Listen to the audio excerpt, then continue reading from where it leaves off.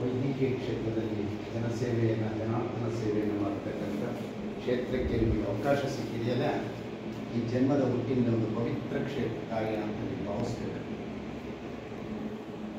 ಈ ದಿನ ಎಲ್ಲ ಬಂದವ್ರನ್ನ ಒಂದು ಕಾರ್ಯಕ್ಕೆ ನೇಮಕಾತಿ ಮಾಡಿಕೊಂಡ್ರೆ ನಾವು ಇದರಿಂದ ದುಡಿಸ್ಕೊಂಡೇ ಹೋಗಬೇಕು ಅನ್ನೋದೊಂದು ವರ್ಗ ಇರಬೇಕಾದ್ರೆ ಅವರ ದುಡಿಮೆಯ ಜೊತೆಗೆ ಅವರಿಗೆ ಕೊಡುವ ವೇತನ ಜೊತೆಗೆ ಜ್ಞಾನ ಜ್ಯೋತಿಯನ್ನು ಕೊಡಬೇಕು ಅಂತ ಒಂದು ದೊಡ್ಡ ಆಲೋಚನೆ ಮಾಡಿದೆಯಲ್ಲ, ಇದೇ ಶರಣರು. ನಿಮಗೆ ನೀವೆಲ್ಲ ಮಾತನ್ನು ಕಲಿಸ್ಬೇಕು, ನಿಮಗೆಲ್ಲ ಮಾತಾಡೋ ಕಲಿಸ್ಬೇಕು, ವಿಷಯ ತಿಳಿಸ್ಬೇಕು, ಜ್ಞಾನ ಕೊಡಬೇಕು ಅನ್ನೋದೇ ನಾವು ಇರಲಿಲ್ಲ. ಬೆಳಗಿಂದ ಬಂದು ನಮಗೆ ಕೆಲಸ ಮಾಡಿಸ್ಕೊಳ್ಳೋಣ, ದುಡಿಸೋಣ ಅಂತಕ್ಕಂಥ ಭಾವನೆ ನಡುವೆ ನಿಮ್ಮ ಕೆಲಸಕ್ಕೆ ಪರಿಪಕ್ವವಾದ ಜ್ಞಾನವನ್ನು ಕೊಡುವಂತಹ, ನಿಮ್ಮನ್ನು ವಿಶಾಲ ಜ್ಞಾನ ಬೆಳೆಸುವಂಥ ಚಿಂತನೆ ಇದೆಯಲ್ಲ, ಅವೆಲ್ಲರ ಶರಣರ ಕಲ್ಪನೆಗಳು. ಕಾರಣ ಯಾಕೆ ಅಂತ ನೀವು ಕೇಳ್ಬೋದು. ಬಹಳಷ್ಟು ದೊಡ್ಡವಾದ ವಿಚಾರ, ನಾನು ಎಷ್ಟು ಸಾಕು ಅಷ್ಟನ್ನು ಮಾತ್ರ ಹೇಳ್ತೀನಿ, ಇಷ್ಟಪಡ್ತೀನಿ. ಜ್ಞಾನದ ಬಲದಿಂದ ಅಜ್ಞಾನದ ಕೇಳು ಬಹಳ ಒಂದು ದೊಡ್ಡ ಮಾತು, ಜಗತ್ತಿಗೆ ಬಸವಣ್ಣ ಕೊಟ್ಟ ಒಂದು ದೊಡ್ಡ ಚಿಂತನೆ. ಜ್ಞಾನದ ಬಲದಿಂದ ಅಜ್ಞಾನದ ಕೇಡು ನೋಡ. ಅರ್ಥವಾಗುತ್ತಲ್ಲ, ಈಸಿ ಇದೆಯಲ್ಲ. ಜ್ಯೋತಿಯ ಬಲದಿಂದ ತಮಂದದ ಕೇಡು ನೋಡ. ಜ್ಯೋತಿ ಹಚ್ಚಿರೆ ಕತ್ತು ಹೋಗ್ತದೆ. ಜ್ಯೋತಿಯ ಬಲದಿಂದ ತಮಂದದ ಕೇಡು ನೋಡ. ಸತ್ಯದ ಬಲದಿಂದ ಅಸತ್ಯದ ಕೇಡು ನೋಡ. ಸತ್ಯ ಬಹಳ ಸೂಕ್ಷ್ಮ, ಸತ್ಯ ದೊಡ್ಡದಾಗಿ ಬೆಳೆದು ಬಿಡುತ್ತೆ. ಸತ್ಯ ಅಸ್ತಿತ್ವ ಕಾಣಿಸಬೇಕು ಅಂದ್ರೆ ಬಹಳ ಹೋರಾಟ ಮಾಡಬೇಕು. ಸತ್ಯದ ಬಲದಿಂದ ಅಸತ್ಯದ ಕೇಡು ನೋಡ. ಕೂಡಲ ಸಂಗನ ಶರಣರ ಅನುಭಾವದಿಂದ ಎನ್ನ ಮನದ ಕೇಡು ನೋಡ. ಬಹಳ ದೊಡ್ಡ ಚಿಂತೆ. ಜ್ಞಾನ ಬೇಕು ಮನುಷ್ಯನಿಗೆ. ಆಸೆ, ಆಮಿಷ, ಕಾಮ, ಕ್ರೋಧ, ಮದ, ಮತ್ಸರ ತುಂಬಿರುವ ಈ ಜನರಲ್ಲಿ ಇದಕ್ಕೆ ಮೂಲ ಕಾರಣ ಅಜ್ಞಾನ. ಅಜ್ಞಾನ. ದುಡ್ಡು, ಆಸ್ತಿ, ಸಂಪತ್ತು ಅಂತ ನಾವು ಹೋರಾಟ ಮಾಡ್ತೀವಿ. ಇದು ಯಾವುದೂ ಅಲ್ಲ. ಜ್ಞಾನ, ಸೇವೆ, ತ್ಯಾಗ ಇವು ಬಹಳ ಮುಖ್ಯ ಅಂತೇಳಿ ಶರಣರು ಬರ್ತೀವಿ. ನೋಡ್ರಿ, ಇಷ್ಟನ್ನ ನಾನು ಸರಳವಾಗಿ ಅರ್ಥವಾಗಿರ್ತೀನಿ. ಮನುಷ್ಯನ ಜೀವನದಲ್ಲಿ ಎರಡು ಅಂಶಗಳು ಯಾರೂ ತಪ್ಪಿಸಕ್ಕಾಗಲ್ಲ. ಯಾವ ಅಂತ ಗೊತ್ತ? ಯಾವುದು ಹೇಳಿ? ಹುಟ್ಟು ಮತ್ತು ಸಾವು. ಹುಟ್ಟು ಮತ್ತು ಸಾವು.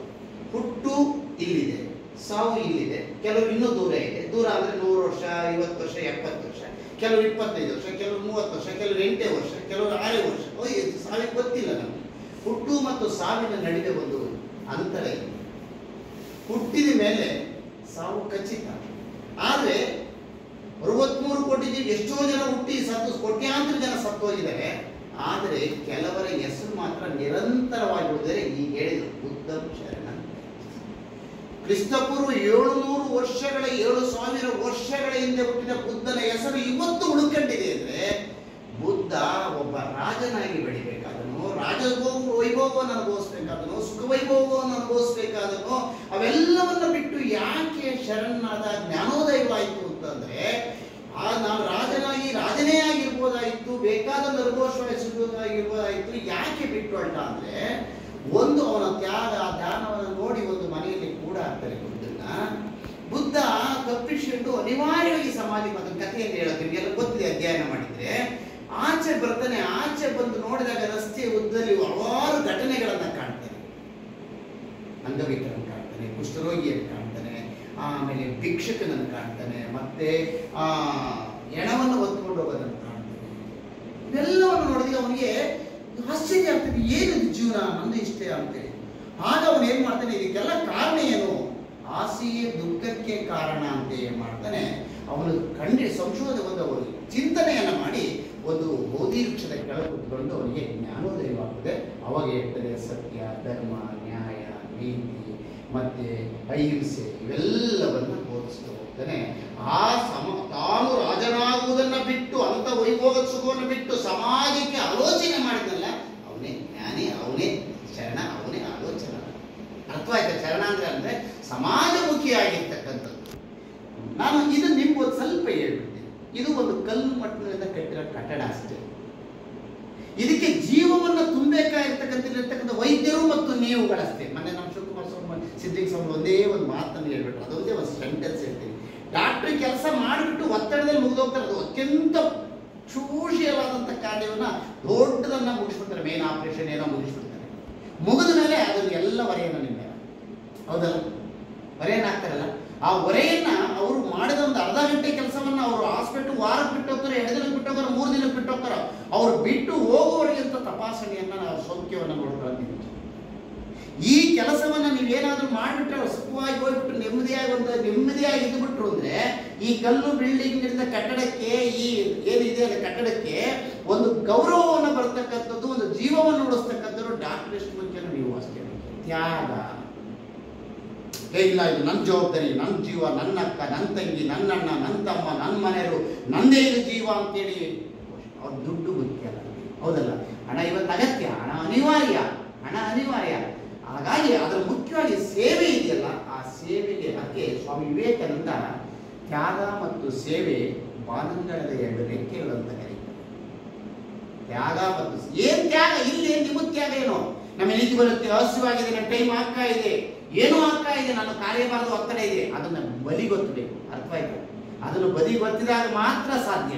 ನಿಧಿ ಬರುತ್ತೆ ಅಂತ ಮನೆಗೆ ಆ 3 ಗಂಟೆ ಎಷ್ಟು ಗಂಟೆ ಇರುತ್ತೆ ಇಂಪಾರ್ಟೆಂಟ್ ಟೈಮು, ಅಲ್ಲಿ ತ್ಯಾಗವನ್ನು ಮಾಡೋದು. ನಮ್ಮ ನಿದ್ದೆಯನ್ನು ನಮ್ಮನ್ನು ನಾವು ತ್ಯಾಗ ಮಾಡಿ ಸೇವೆಯನ್ನು ಮಾಡಿ. ಅರ್ಥ ಆಯ್ತಾ? ಏನೋ ಮಾಡ್ತಾನೆ ಆ ಸೇವೆ. ಆಗೇನಾಗುತ್ತೆ, ಇಲ್ಲಿಂದ ಹೋಗತಕ್ಕಂಥ ರೋಗಿಗಳು ಸುಖವಾಗಿ ಹೋಗ್ಬಿಟ್ರೆ ಇದಕ್ಕೆ ಒಂದು ಹೆಸರು ಬಂದಿದ್ದು, ಜೀವಂತಿಕೆಯನ್ನು ಕೊಟ್ಟಿದ್ದು, ಒಂದು ಬಿಲ್ಡಿಂಗಿಗೆ ಒಂದು ಗೌರವವನ್ನು ಕೊಟ್ಟಿದ್ದು, ಈ ಕಟ್ಟಡವನ್ನು ಕಟ್ಟಿದ್ದಲ್ಲ, ಇದಕ್ಕೆ ಅಲ್ಲಿಂದ ಹೋಗತಕ್ಕಂಥ ಪ್ರಾಡಕ್ಟ್ ಅನ್ನು ಕಳಿಸ್ತೀವಲ್ಲ, ಅದು ನಮ್ಮನ್ನ ಒಂದು ಯಂತ್ರ. ಹೀಗೆ ಈ ಜೀವಿತದ ಅವಧಿ ನಾವು ಇಲ್ಲಿದ್ದೆ, ನೀವು ಓದೋದು ನೆನೆಸಬೇಕು, ಅನಿವಾರ್ಯ ಹೋದ್ರೆ ನರ್ಸಿದ್ರು ಕಣಪ್ಪ ಅವಳು ಒಪ್ಪಿದ್ಬಿಟ್ರೆ ಸಾಕು ಅಂತಕ್ಕಂಥ ಕಲ್ಪನೆಯಲ್ಲಿ ಬದುಕಿಬಿಟ್ಟಿದ್ದೆ. ನೀನು 10 ವರ್ಷ ಇಲ್ಲಿರೋದು ಬೇಡ, 5 ವರ್ಷ ಇರು, ಅವಾಗ ನಿನ್ನ ಸ್ಮರಿಸ್ತಾ ಇರ್ತಾರೆ. ಎಷ್ಟೋ ಜನ ಬಿಟ್ಟು ಹೋಗ್ತಾರೆ. ಡಾಕ್ಟ್ರು ಒಂದಿಬ್ರು ಮೂರನೇ ಡಾಕ್ಟರ್ ಎಲ್ಲಿದೆಯಮ್ಮ ಅಂತ ಮಾತು. ಯಾಕೆಂದ್ರೆ ಅವರ ಸೇವೆ ಬಹಳ ಮುಖ್ಯ. ವೈದ್ಯೋ ನಾರಾಯಣಗರಿ ಈಗ ನಿಜವಾಗ್ಲೂ ಇದೊಂದು ಸೇವೆ ಇದೆಯಲ್ಲ, ದೊಡ್ಡದಾದ ಸೇವೆ. ನಾನು ವಚನಗಳಲ್ಲಿ ಹೇಳೋಣ, ಈಗ ಸರಳವಾಗಿ ಮಾತನಾಡೋಣ ಅಂತ ಅಂದಾಗ ವಚನ ಬಹಳ ದೊಡ್ಡ ಸಂಪತ್ತು. ಮೊದಲನೇ ವಚನ ಜಗತ್ತಿಗೆ ಅಪ್ಲೈ ಆಗೋಂಥ ಒಂದು ವಚನ ಬಸವಣ್ಣ ಹೇಳ್ತಾನೆ. ಬಸವಣ್ಣ ರಾಜನಾದ ಬಸವಣ್ಣ ಶ್ರೀಮಂತ ಕುಟುಂಬದಲ್ಲಿ ಹುಟ್ಟಿದನು, ಬ್ರಾಹ್ಮಣ ಕುಟುಂಬದಲ್ಲಿ ಹುಟ್ಟಿದನು.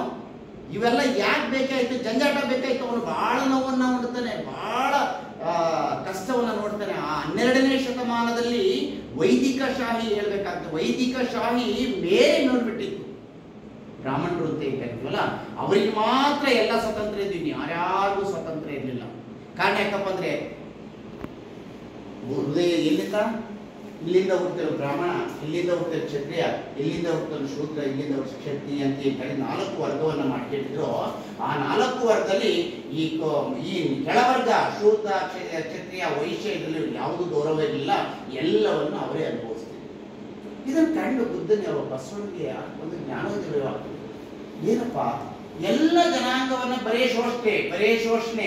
ಅವ್ರೇನು ದೇವಸ್ಥಾನಕ್ಕೆ ಹೋಗಂಗಿರ್ಲಿಲ್ಲ, ಅವ್ರಿಗೆ ಸ್ವತಂತ್ರ ಇರಲಿಲ್ಲ, ಸಮಾನತೆ ಇರಲಿಲ್ಲ, ಮಾತಾಡಂಗಿರ್ಲಿಲ್ಲ, ಯಾರ್ಯಾರು ಏನೋ ಮಾತಾಡಿಲ್ಲ, ಹಿಂಗೆ ನಿಂತ್ಕೋಬೇಕಾಗಿತ್ತು. ಅದನ್ನ ಹೇಳ್ಬಿಟ್ರೆ ಇನ್ನೂ ಒಂದು ರೀತಿ ಹೇಳಿದರೆ ಬಾಯಿ ಹೊರಗಡೆ ಉಗ್ಲಂಗಿರ್ಲಿಲ್ಲ, ಬಾಯಿಗೆ ಬಟ್ಟೆ ಕಟ್ಕೊಂಡು ಹೋಗ್ಬೇಕಾಯ್ತು, ಉಗುಳು ಬಂದ್ರೆ ಒಂದು ಮಡಿಕು ಇಕ್ಕಬೇಕಾಯ್ತು. ಅವೆಲ್ಲ ದೊಡ್ಡ ಇತಿಹಾಸ. ಶೋಷಣೆ ಇತ್ತು ಟೋಟಲಿ. ಅರ್ಥ ಆಯ್ತಲ್ಲ? ಶೋಷಣೆಯಿಂದ ಅಂತಿಂತ ಶೋಷಣೆ ಇತ್ತು. ಇವತ್ತೆಲ್ಲ ಮುಕ್ತವಾಗಿದ್ರೆ 12ನೇ ಶತಮಾನ 21ನೇ ಶತಮಾನಕ್ಕೆ ಅಂತ ಫಲ ಕೊಟ್ಟಿದೆ. ಜಗತ್ತಿನ ಎಲ್ಲ ರಾಷ್ಟ್ರಗಳು ಭಾರತ ಕಡೆಗೆ ನೋಡ್ತಾ ಇದ್ದಾವೆ, ಬಸವಣ್ಣನ ಆಚಾರ ತತ್ವಗಳನ್ನು ನೋಡ್ತಾ ಇದ್ದಾವೆ. ಅವ್ರು ಏನಂತ ಕೇಳಿ ನೀವು ಮಾಡ್ಬೇಕಾದಿಷ್ಟೇ. ಬಸವಣ್ಣನ ವಚನ ಇಲ್ಲಿಗೆ ಅಪ್ಲೈ ಆಗುತ್ತೆ ಅಂತ. ಬನ್ನೀರೆಂದರೆ ಬಾಯಿ ಬತ್ತಿ ಹೋಗುವುದೇ. ಬಸವಣ್ಣ ಜಗತ್ತಿನ ಎಲ್ಲ ಜನರ ಕಾಲ ಮುಟ್ಟಿಸಿರ್ತಾರೆ. ಬನ್ನೀರೆಂದರೆ ಬಾಯಿ ಬತ್ತಿ ಹೋಗುವುದೇ, ಹದುಳವಿದ್ದೀರಿ ಎಂದರೆ ಮೈಸಿರಿ ಹಾರಿ ಹೋಗುವುದೇ. ಬರ್ರಿ ಕುತ್ಕೊಳ್ಳಿ ಅಂತ. ಸಹಜವಾಗಿ ಇವತ್ತೆಲ್ಲರ ಮನೆಗಳವೇ ಇತ್ತೀಚೆಗೆ ಕಮ್ಮಿ ಹಾಕಿದೆ, ಮತ್ತೆ ನಾಗರಿಕತೆ ಬಂದು ಯಾರನ್ನು ಕರೆಯಿಸ್ತಿದ್ದೀರಾ ಇಲ್ಲ, ಭಯ ಯಾರೇನೋ ಎನ್ನುತ್ತಾರೆ. ಬನ್ನೀರೆಂದರೆ ಬಾಯಿ ಬತ್ತಿ, ಹದುಳವಿದ್ದೀರಿ ಎಂದರೆ ಮೈಸಿರಿ ಹಾರಿ ಹೋಗುವುದೇ. ಒಡನೆ ನುಡಿದರೆ ಸಿರೆ ಬಟ್ಟೆ ಹೊಡೆಯುವುದೇ. ನೀವು ಒಡನೆ ಮಾತಾಡಿಸಿ. ಕುಳ್ಳಿರೆಂದರೆ ನಳಕೊಳ್ಳಿ ಹೋಗುವುದೇ. ಕೊಡಲಿಲ್ಲದಿದ್ದೊಡೆ ಗುಣವಿಲ್ಲದಿದ್ದೊಡೆ ಮೆಚ್ಚನ ಕೂಡಲ ಸಂಗಮ. ಇಲ್ಲಿ ಈ ವಚನ ಯಾಕೆ ಅಂತ, ಯಾರೋ ಒಬ್ಬ ಪೇಷಂಟ್ ಬಂದ್ಬಿಡ್ತಾನೆ, ಈ ಅಪ್ಲೈ ಹಂಗೆ ಮಾತಾಡ್ಬೇಕು ನಾನು. ಒಬ್ಬ ಪೇಷಂಟ್ ಬಂದ್ಬಿಡ್ತಾನೆ, ಅವನು ಬಗೆಹರಿಸ್ತೋ ಇಲ್ಲ ಆಗುತ್ತೋ ಬೇರೆ ಹಾಸ್ಪಿಟಲ್ ಗೊತ್ತಿಲ್ಲ, ಬರ್ರಿ ಕುಳಿತುಕೊಳ್ಳಿ, ಏನ್ ನಿಮ್ ಸಮಸ್ಯೆ, ಚೆನ್ನಾಗಿದ್ದೀರಾ, ಏನ್ ಸಮಸ್ಯೆ, ಅವಳಿಗೆ ಮಾತಾಡಿ, ಮುಟ್ಟಿ ಎಲ್ಲ ಮುಟ್ಟಿ ಎಲ್ಲ ವಿಚಾರಿಸಿ, ಏನು ನಮ್ಮ ಡಾಕ್ಟರ್ ಬರ್ತಾರೆ ನೋಡ್ತಾರೆ, ಇದಾದ್ರೆ ಮಾಡ್ತಾರೆ, ಆಗಿದ್ರೆ ಬೇರೆ ಕಡೆ ಬರ್ತಾರೆ. ಇದು ನಿಜವಾಗ್ಲೂ ಇದು ಆಗಬೇಕು. ನನಗೆ ಒಂದು ನನ್ನ ನಾಗರಾಜ್ ಅಂತ ಹೇಳಿ ತುರುವೇಕೆರೆ ಡಾಕ್ಟರ್ ಇದ್ದಾರೆ, ನನಗೆ ನೋಡಿ ಯಾಕೋ ಜ್ಞಾಪಕ ಅಂತ ಹೇಳ್ತಾ ಇದ್ದೀನಿ. ತುರುವೇಕೆರೆ ಡಾಕ್ಟ್ರು ಓದು ನನ್ನ ಮಗಳಿಗೆ ಮೆಡಿಕಲ್ ಸೀಟ್ ಸಿಕ್ತು. ಹೋದಾಗ ಅವ್ರು ಏನು ಮಾಡೋದು, 40 ಜನ ಪೇಷಂಟ್ ಇದ್ರು. ನಮ್ಮನ್ನು ನೋಡ್ತೀನಿ ಕರೆದು ಮೆಡಿಕಲ್ ಸೀಟ್ ಸಿಗ್ತೀನಿ ಅವಳಿಗೆ. ನಾನಂದೆ ಸರ್ ಇವರು ಹೋಗಿಬಿಟ್ಟಿದ್ದಾರೆ ಸರ್, ದಯಮಾಡಿ 2 ನಿಮಿಷಕ್ಕೆ ಹೋಗ್ತೀನಿ. ಬಸವರಾಜ್ ಅವ್ರು ಇದ್ದಿದ್ದೆ, ಅವ್ರಿಗೋಸ್ಕರನೇ ಇವರು ಅವಳು ಇದನ್ನು ತಿಳ್ಕೋಬೇಕು ಅಂತ ಏನು ಮಾಡಿದ್ರು. ಅವಳಿಗೆ ಒಂದು 20 ನಿಮಿಷ ಟೈಮ್ ತಗೊಂಡು ಹೇಳ್ತಾರೆ, 20 ನಿಮಿಷ. ಆಮೇಲೆ ಒಂದು ಮಾತು ಹೇಳಿದ್ರು, ಬಿಚ್ಚಿದ ಜೋಳಿಗೆ ಅನ್ನೋ ಒಂದು ನೋಡಿ ಜ್ಞಾಪಕ ಬಂತು. ಬಿಚ್ಚಿದ ಜೋಳಿಗೆ ಅಂತ ಒಂದು ಪುಸ್ತಕ ಇದೆ, ತಂದು ಓದಮ್ಮ ಅಷ್ಟೇ. ಅವನಿಗೆ ಅಷ್ಟು ಹೇಳಿ ನನ್ನ ಮಗಳಿಗೆ ಮೆಡಿಕಲ್ BTSಗೆ 17 ಇಸ್ವಿಲಿ ಬಿಚ್ಚಿದ ಜೋಳಿಗೆ ಅಂತ ಪುಸ್ತಕ ಓದಿದ್ರು. ಅಷ್ಟೇ ಎಲ್ಲ ಮಾತಾಡಿದರು.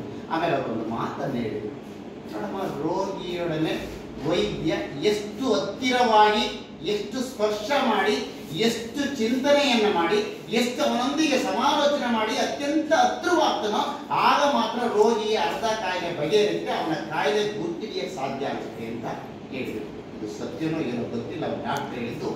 ಒಬ್ಬನಿಗೆ ಒಂದು ಹುಣ್ಣ ಆಗಿಬಿಟ್ಟಿತ್ತಂತೆ. ಒಬ್ಬನಿಗೆ ಬನ್ನೀರೆಂದರೆ ಬಾಯಿ ಬಿತ್ತಿ ಹೋಗುವುದೇ, ಅದುರವಿದ್ದೀರಿ ಎಂದರೆ ಮೈಸಿರಿ ಹಾರಿ ಹೋಗುವುದೇ, ಒಡನೆ ನುಡಿದರೆ ಸಿರಬಟ್ಟೆ ಒಡೆಯುವುದೇ, ಕೊಡಲಿಲ್ಲದಿದ್ದೊಡೆ ಗುಣವಿಲ್ಲದಿದ್ದಡೆ ಮೆಚ್ಚನ ಕೂಡಲ ಸಂಗಮ ದೇವ ಅಂತ ಮಾತನ್ನ ಹೇಳ್ತಾನೆ ಕೇಳಿ.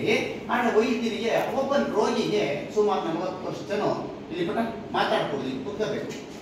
ರೋಗಿಗೆ ಏನಾಗುತ್ತೆ, ಕಾಯಿಲೆ ಆಗಿದೆ. ಕರೆಕ್ಟಾಗಿ ಇಷ್ಟಂಟಿಗೆ ಯಾವುದೋ ಒಂದು ಟೈಮಲ್ಲಿ ಜ್ವರ ಬರೋದು, ಯಾವುದೋ ಒಂದು ಟೈಮಲ್ಲಿ ಜ್ವರ ಬರೋದು, ಜ್ವರ ಬಂದಾಗ ಅವ್ರಿಗೆ ಪೈನ್ ಆಗೋದು, ಹಿಂಗೆ ಆಗೋದು. ಏನು ಮೈಸೂರು ಮೆಡಿಕಲ್ ಕಾಲೇಜಿಗೆ ಎಲ್ಲ ಟ್ರೀಟ್ಮೆಂಟ್ 1-1.5 ತಿಂಗಳು ಟ್ರೀಟ್ಮೆಂಟ್ ಮಾಡ್ಯಾರ ಅವ್ರಿಗೆ. ಕಾಯಿಲೆ ಫೈಂಡ್ ಔಟ್ ಆಗಿರುವಂತೆ, ನನಗೆ ಗೊತ್ತಿಲ್ಲ, ಡಾಕ್ಟರ್ ಹೇಳಿದ್ದು ನಂಬಬೇಕು, ಡಾಕ್ಟರ್ ಹೇಳಿದ್ದು ನಂಬಬೇಕು. ನನ್ನ ಮಗಳು ಹೇಳ್ತಾ ಇದ್ರು, ಟ್ರೀಟ್ ಮಾಡಿದ್ರು ಆಗಿಲ್ಲ, ಏನಿಲ್ಲ. ಆ ಟೈಮಿಗೆ ಜ್ವರ ಬಂದ್ಬಿಡೋದು. ಎಲ್ಲ ಬಂದು ಸರ್ಜನ್ಗಳು ಎಲ್ಲ ಬಂದು ಎಲ್ಲ ಬರೆದು ರಿಪೋರ್ಟ್ಸ್ ಎಲ್ಲ ಬರೆದು ಇಟ್ಕೊಂಡು ಹೋಗ್ಬಿಟ್ಟು ಕೈಲಿ ಬಂದು ಟ್ರೀಟ್ಮೆಂಟ್ ಮಾಡಿದ್ರೆ ಬರೀತಿರಲ್ಲ ಮೇಡಮ್, ಅದಕ್ಕೇನಂತಿಲ್ಲ, ಬರೀತಿಲ್ಲ, ಬರೆದವರು ಯಾರು ಬಂದ್ರು ಏನೂ ಆಗಿಲ್ಲ, ಟ್ರೀಟ್ಮೆಂಟ್ ಫಲಾನೆ ಕೊಡ್ಲಿಲ್ಲ. ಅವ್ನಿಗೆ ಅದೇ ಏನ್ ಕೊಟ್ಟರು ಅದೇ ಇದೆ. ಒಬ್ಬ ಹೊಸದಾಗಿ ಡಾಕ್ಟರ್ ಆಗಿ ಪ್ರಾಕ್ಟೀಸ್ ಆಗ್ತಾರೆ. ಏನು ಲಾಸ್ಟ್ ಒಂದು ಅವನ 6 ತಿಂಗಳ ಮಾಡ್ತಿಲ್ಲ ಮೇಡಮ್, ಹೌಸ್ ಸರ್ಜರಿ ಮಾಡ್ತಾರೆ, ಇಂಟರ್ನ್ಶಿಪ್ ಆಗ್ತಾನೆ ಒಬ್ಬ ಬಂದ ಸರ್ಜನ್. ನೋಡಪ್ಪ, ಇದು ಒಂದು ಸಮಸ್ಯೆ ಆಗಿದ್ದು, ನಮ್ಗೆ ಬಗೆಹರಿದ್ರೆ ಏನು ಅಂತ ಗೊತ್ತಾಗ್ತಾ ಇಲ್ಲ, ಇದನ್ನ ಫಾಲೋ ಅಪ್ ಮಾಡು ಅಂತ. ಅವನು ಮೊದಲನೇ ದಿನ ಬಂದ, ಮಗ್ಲ ಕೂತ್ಕೊಂಡ, ಹಾಸಿಗೆ ಮಗ್ಲಿಗೆ ಎಲ್ಲ ಮುಟ್ಟಿಗೆ ಬಂದ, ಖುಷಿ ಆಯ್ತು, ಏನೋ ಸಂತೋಷ ಆಯ್ತು. ಇನ್ನೂ ಒಂದಿನ ಬಂದ, ಬೆಳಿಗ್ಗೆ ಬಂದನೆ ಯಾವುದೋ ಒಂದು ಜಾಗದಾಗ ಮುಟ್ತಾ ಇಲ್ಲಿ ಕೈ ಇಟ್ಟ, ಒತ್ತಿದ, ಹಾ ಅಂತವನು. ಅಲ್ಲಿಗೆ ಸುತ್ತ ಅವನು ಏನು ಹೇಳಿಲ್ಲ. ತಿರುಗಿ ನಾಳೆ ಬಂದರು, ಅದೇ ಜಾಗ ಇಟ್ಟು ಒತ್ತಿ ನೋಡಿದ್ರು, ಹಾ ಅಂತ. ಹೀಗೆ ಒಂದು ವಾರ ನೋಡಿ ಆದ್ಮೇಲೆ ಇಲ್ಲಿಗೆ ಬಂದಾಗ ಅವನಿಗೊಂದು ಕೇಳಿದ್ರು, ಏನಪ್ಪ ಅಂತ. ಸರ್, ನಾನು ಎಂದೋ ಒಂದು ದಿನ ಬಿದ್ದಿದ್ದೆ ಸರ್, ಅದೇನೋ ಏಟಾಗಿದೆ, ಅದರೊಳಗೆ ಪರ್ಸ್ ಆಗಿದೆ. ದೇಹವನ್ನು ಸ್ಪರ್ಶ ಮಾಡಿದ್ದೆ ಪರ್ಸ್ ಆಗಿದೆ. ಆಗ ನೋಡ್ತಾರೆ, ಸ್ಟ್ರೋಕ್ ಮಾಡಿ ಪರ್ಸ್ ಆಗಿದೆ. ಆ ಪರ್ಸ್ ಆಗಿರೋದನ್ನ ನೋಡಿ, ಆ ಸ್ಪರ್ಶ ಆಗಿರೋದನ್ನ ನೋಡ್ತಾರೆ. ಆಗ ಅವನೇ ಮಾಡ್ತಾನೆ, ಜನರಲ್ ಆಗಿ ಯೋಚನೆ ಮಾಡಿ ಅಷ್ಟನ್ನ ಆಪರೇಷನ್ ಮಾಡಿ ಆ ಕ್ಯೂವನ್ನು ಆಚಿಕ್ತೀವಿ ಮಾಡಿ. ನನಗೆ ಗೊತ್ತಿಲ್ಲ ಇದು, ಅದು ಸತ್ಯನೇನೋ. ಆ ಕ್ಯೂವನ್ನು ಆಚಿಕ್ಕಂದು ಟ್ರೀಟ್ಮೆಂಟ್ ಕೊಡ್ತಾನೆ. ಟ್ರೀಟ್ಮೆಂಟ್ ಕೊಟ್ಟು ಆದಮೇಲೆ ಬರೀತಾನೆ, ಸರ್ ಜ್ವರ ಬರಲಿಲ್ಲ 4-5 ದಿನ. ಆ ಸರ್ಜನ್ ಬಂದು ಅಬ್ಸರ್ವ್ ಮಾಡಿದ್ರು, ಏನಪ್ಪ ಎಂತಪ್ಪ, ನೋಡಪ್ಪ ನಿನ್ನ ಕಾಯಿಲೆ ಎಂತೆಂಥ ಸರ್ಜನ್ಗಳು ಎಂತೆಂತ ನೋಡಿ ನಾವು ಕಂಡು ಹಿಡಿದ್ಬಿಟ್ವಲ್ಲಪ್ಪ ಅನ್ನಂತೆ. ಇಲ್ಲ ಸರ್, ಯಾರಿಂದಲೂ ಏನೂ ಆಗಲಿಲ್ಲ ಸರ್. ಈಗ ಹೊಸದಾಗಿ ಒಬ್ಬ ಜಗದೀಶ್ ಅಂತ ಹೆಸರೇನು ಗೊತ್ತಿಲ್ಲ, ಜಗದೀಶ್ ಅನ್ನೋ ಡಾಕ್ಟರ್ ಬಂದಿದ್ರು ಸರ್. ನನ್ನ ಇಡೀ ದೇಹವನ್ನು ಒತ್ತಿದ್ರು ಸರ್. ಇಡೀ ದೇಹವನ್ನು ಮುಟ್ಟಿ ಇಸ್ಕಿ ಆದಮೇಲೆ ನನಗೆ ಇಲ್ಲಿ ನೋವಾಗಿದ್ದು ನನಗೂ ಗೊತ್ತಿಲ್ಲ. ಹಾಗಾಗಿ ಆ ಪರ್ಸನ್ ಆಪರೇಷನ್ ಮಾಡಿರೋದು ತೋರಿಸಿಲ್ಲ, ಆಪರೇಷನ್ ಮಾಡಿ ಕ್ಯೂವನ್ನು ತೆಗೆದ್ರು ಸರ್. ಹಾಗಾಗಿ ನಾನು ಇವತ್ತು ದೂರ ಆಗಿದ್ದೀನಿ ಅಂತೆ. ಗೊತ್ತಾಯ್ತಲ್ಲ ನಮ್ಮ ಸಂಬಂಧ ಹೆಂಗಿರ್ಬೇಕು ಅಂತಕ್ಕಂಥದ್ದು. ಸಂಗಮೇಶ್ವರ್ ಬಂದಿಲ್ಲ, ನಾಳೆ ಬರುತ್ತಂತೆ, ಮಾತಾಡ್ತೀನಿ. ಈಗ ನೀವು ಒಂದು ಕೆಲಸ ಮಾಡ್ಬೇಕು, ಯಾವ್ದು ಕಾರ್ಯಕ್ರಮದಲ್ಲಿ ಮಾತಾಡ್ತೀನಿ, ಫಂಕ್ಷನ್ ಮಾತಾಡ್ತೀನಿ.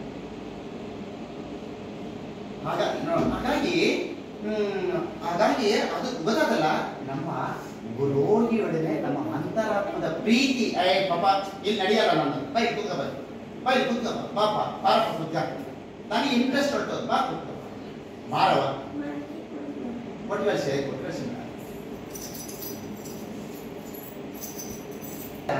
ಸ್ಪಂದನ, ಪ್ರೀತಿ, ವಾತ್ಸಲ್ಯ, ಮಮಕಾರ, ಅಸಹ್ಯವನ್ನ ಬಿಡಬೇಕು. ಬುದ್ಧ ಹೇಳಿದ್ದು ಅಸಹ್ಯ ಬೇಡ. ಅದಕ್ಕೆ ಬಸವಣ್ಣ 7 ಸೂತ್ರ ಹೇಳ್ತಾರೆ, ದಯಮಾಡಿ ತಿಳ್ಕೊಂಡ್ಬಿಟ್ಟು ಜಗತ್ತು ಪರಿವರ್ತನೆ ಆಗುತ್ತಮ್ಮ. ದೇವರನ್ನ ಯಾರು ಶರಣ ಹುಡುಕೊಂಡು ಹೋಗಲಿಲ್ಲ. ಬುದ್ಧ ದೇವರನ್ನ ಹುಡುಕೊಂಡು ಹೋಗಲಿಲ್ಲ.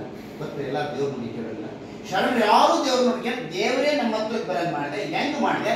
ತನ್ನ ಕಾಯಕದಲ್ಲಿ ನಿರತ ಮಾಡದೆ ಗುರು ಲಿಂಗ ಜಂಗಮವನ್ನಾದರೂ ಮರೆಯಬೇಕು ಅಂತ. ಗುರು ಬರಲಿ, ಲಿಂಗು ಬರಲಿ, ದೇವರು ಬರಲಿ, ನೀವು ಆಪರೇಷನ್ ಇವತ್ತೇ ಒಂದು ಮಾತನ್ನು ಹೇಳ್ತೀವಿ, ಗಮನಿಸ್ಬೇಕು. ರಾಜೇಂದ್ರ ಪ್ರಸಾದ್ ಕೇಳಿದ್ದೀರ? ರಾಷ್ಟ್ರಪತಿ ರಾಜೇಂದ್ರ ಪ್ರಸಾದ್ ಅವ್ರನ್ನ ರಾಜೇಂದ್ರ ಪ್ರಸಾದ್ ಲಾಯರ್ ಆಗಿದ್ರು. ಅವರಿಗಿನ ಹೆಚ್ಚಾಗಿ ಬೇರೆ ಬೇರೆ ನಾವು ಗಮನಿಸಿದ್ವಿ.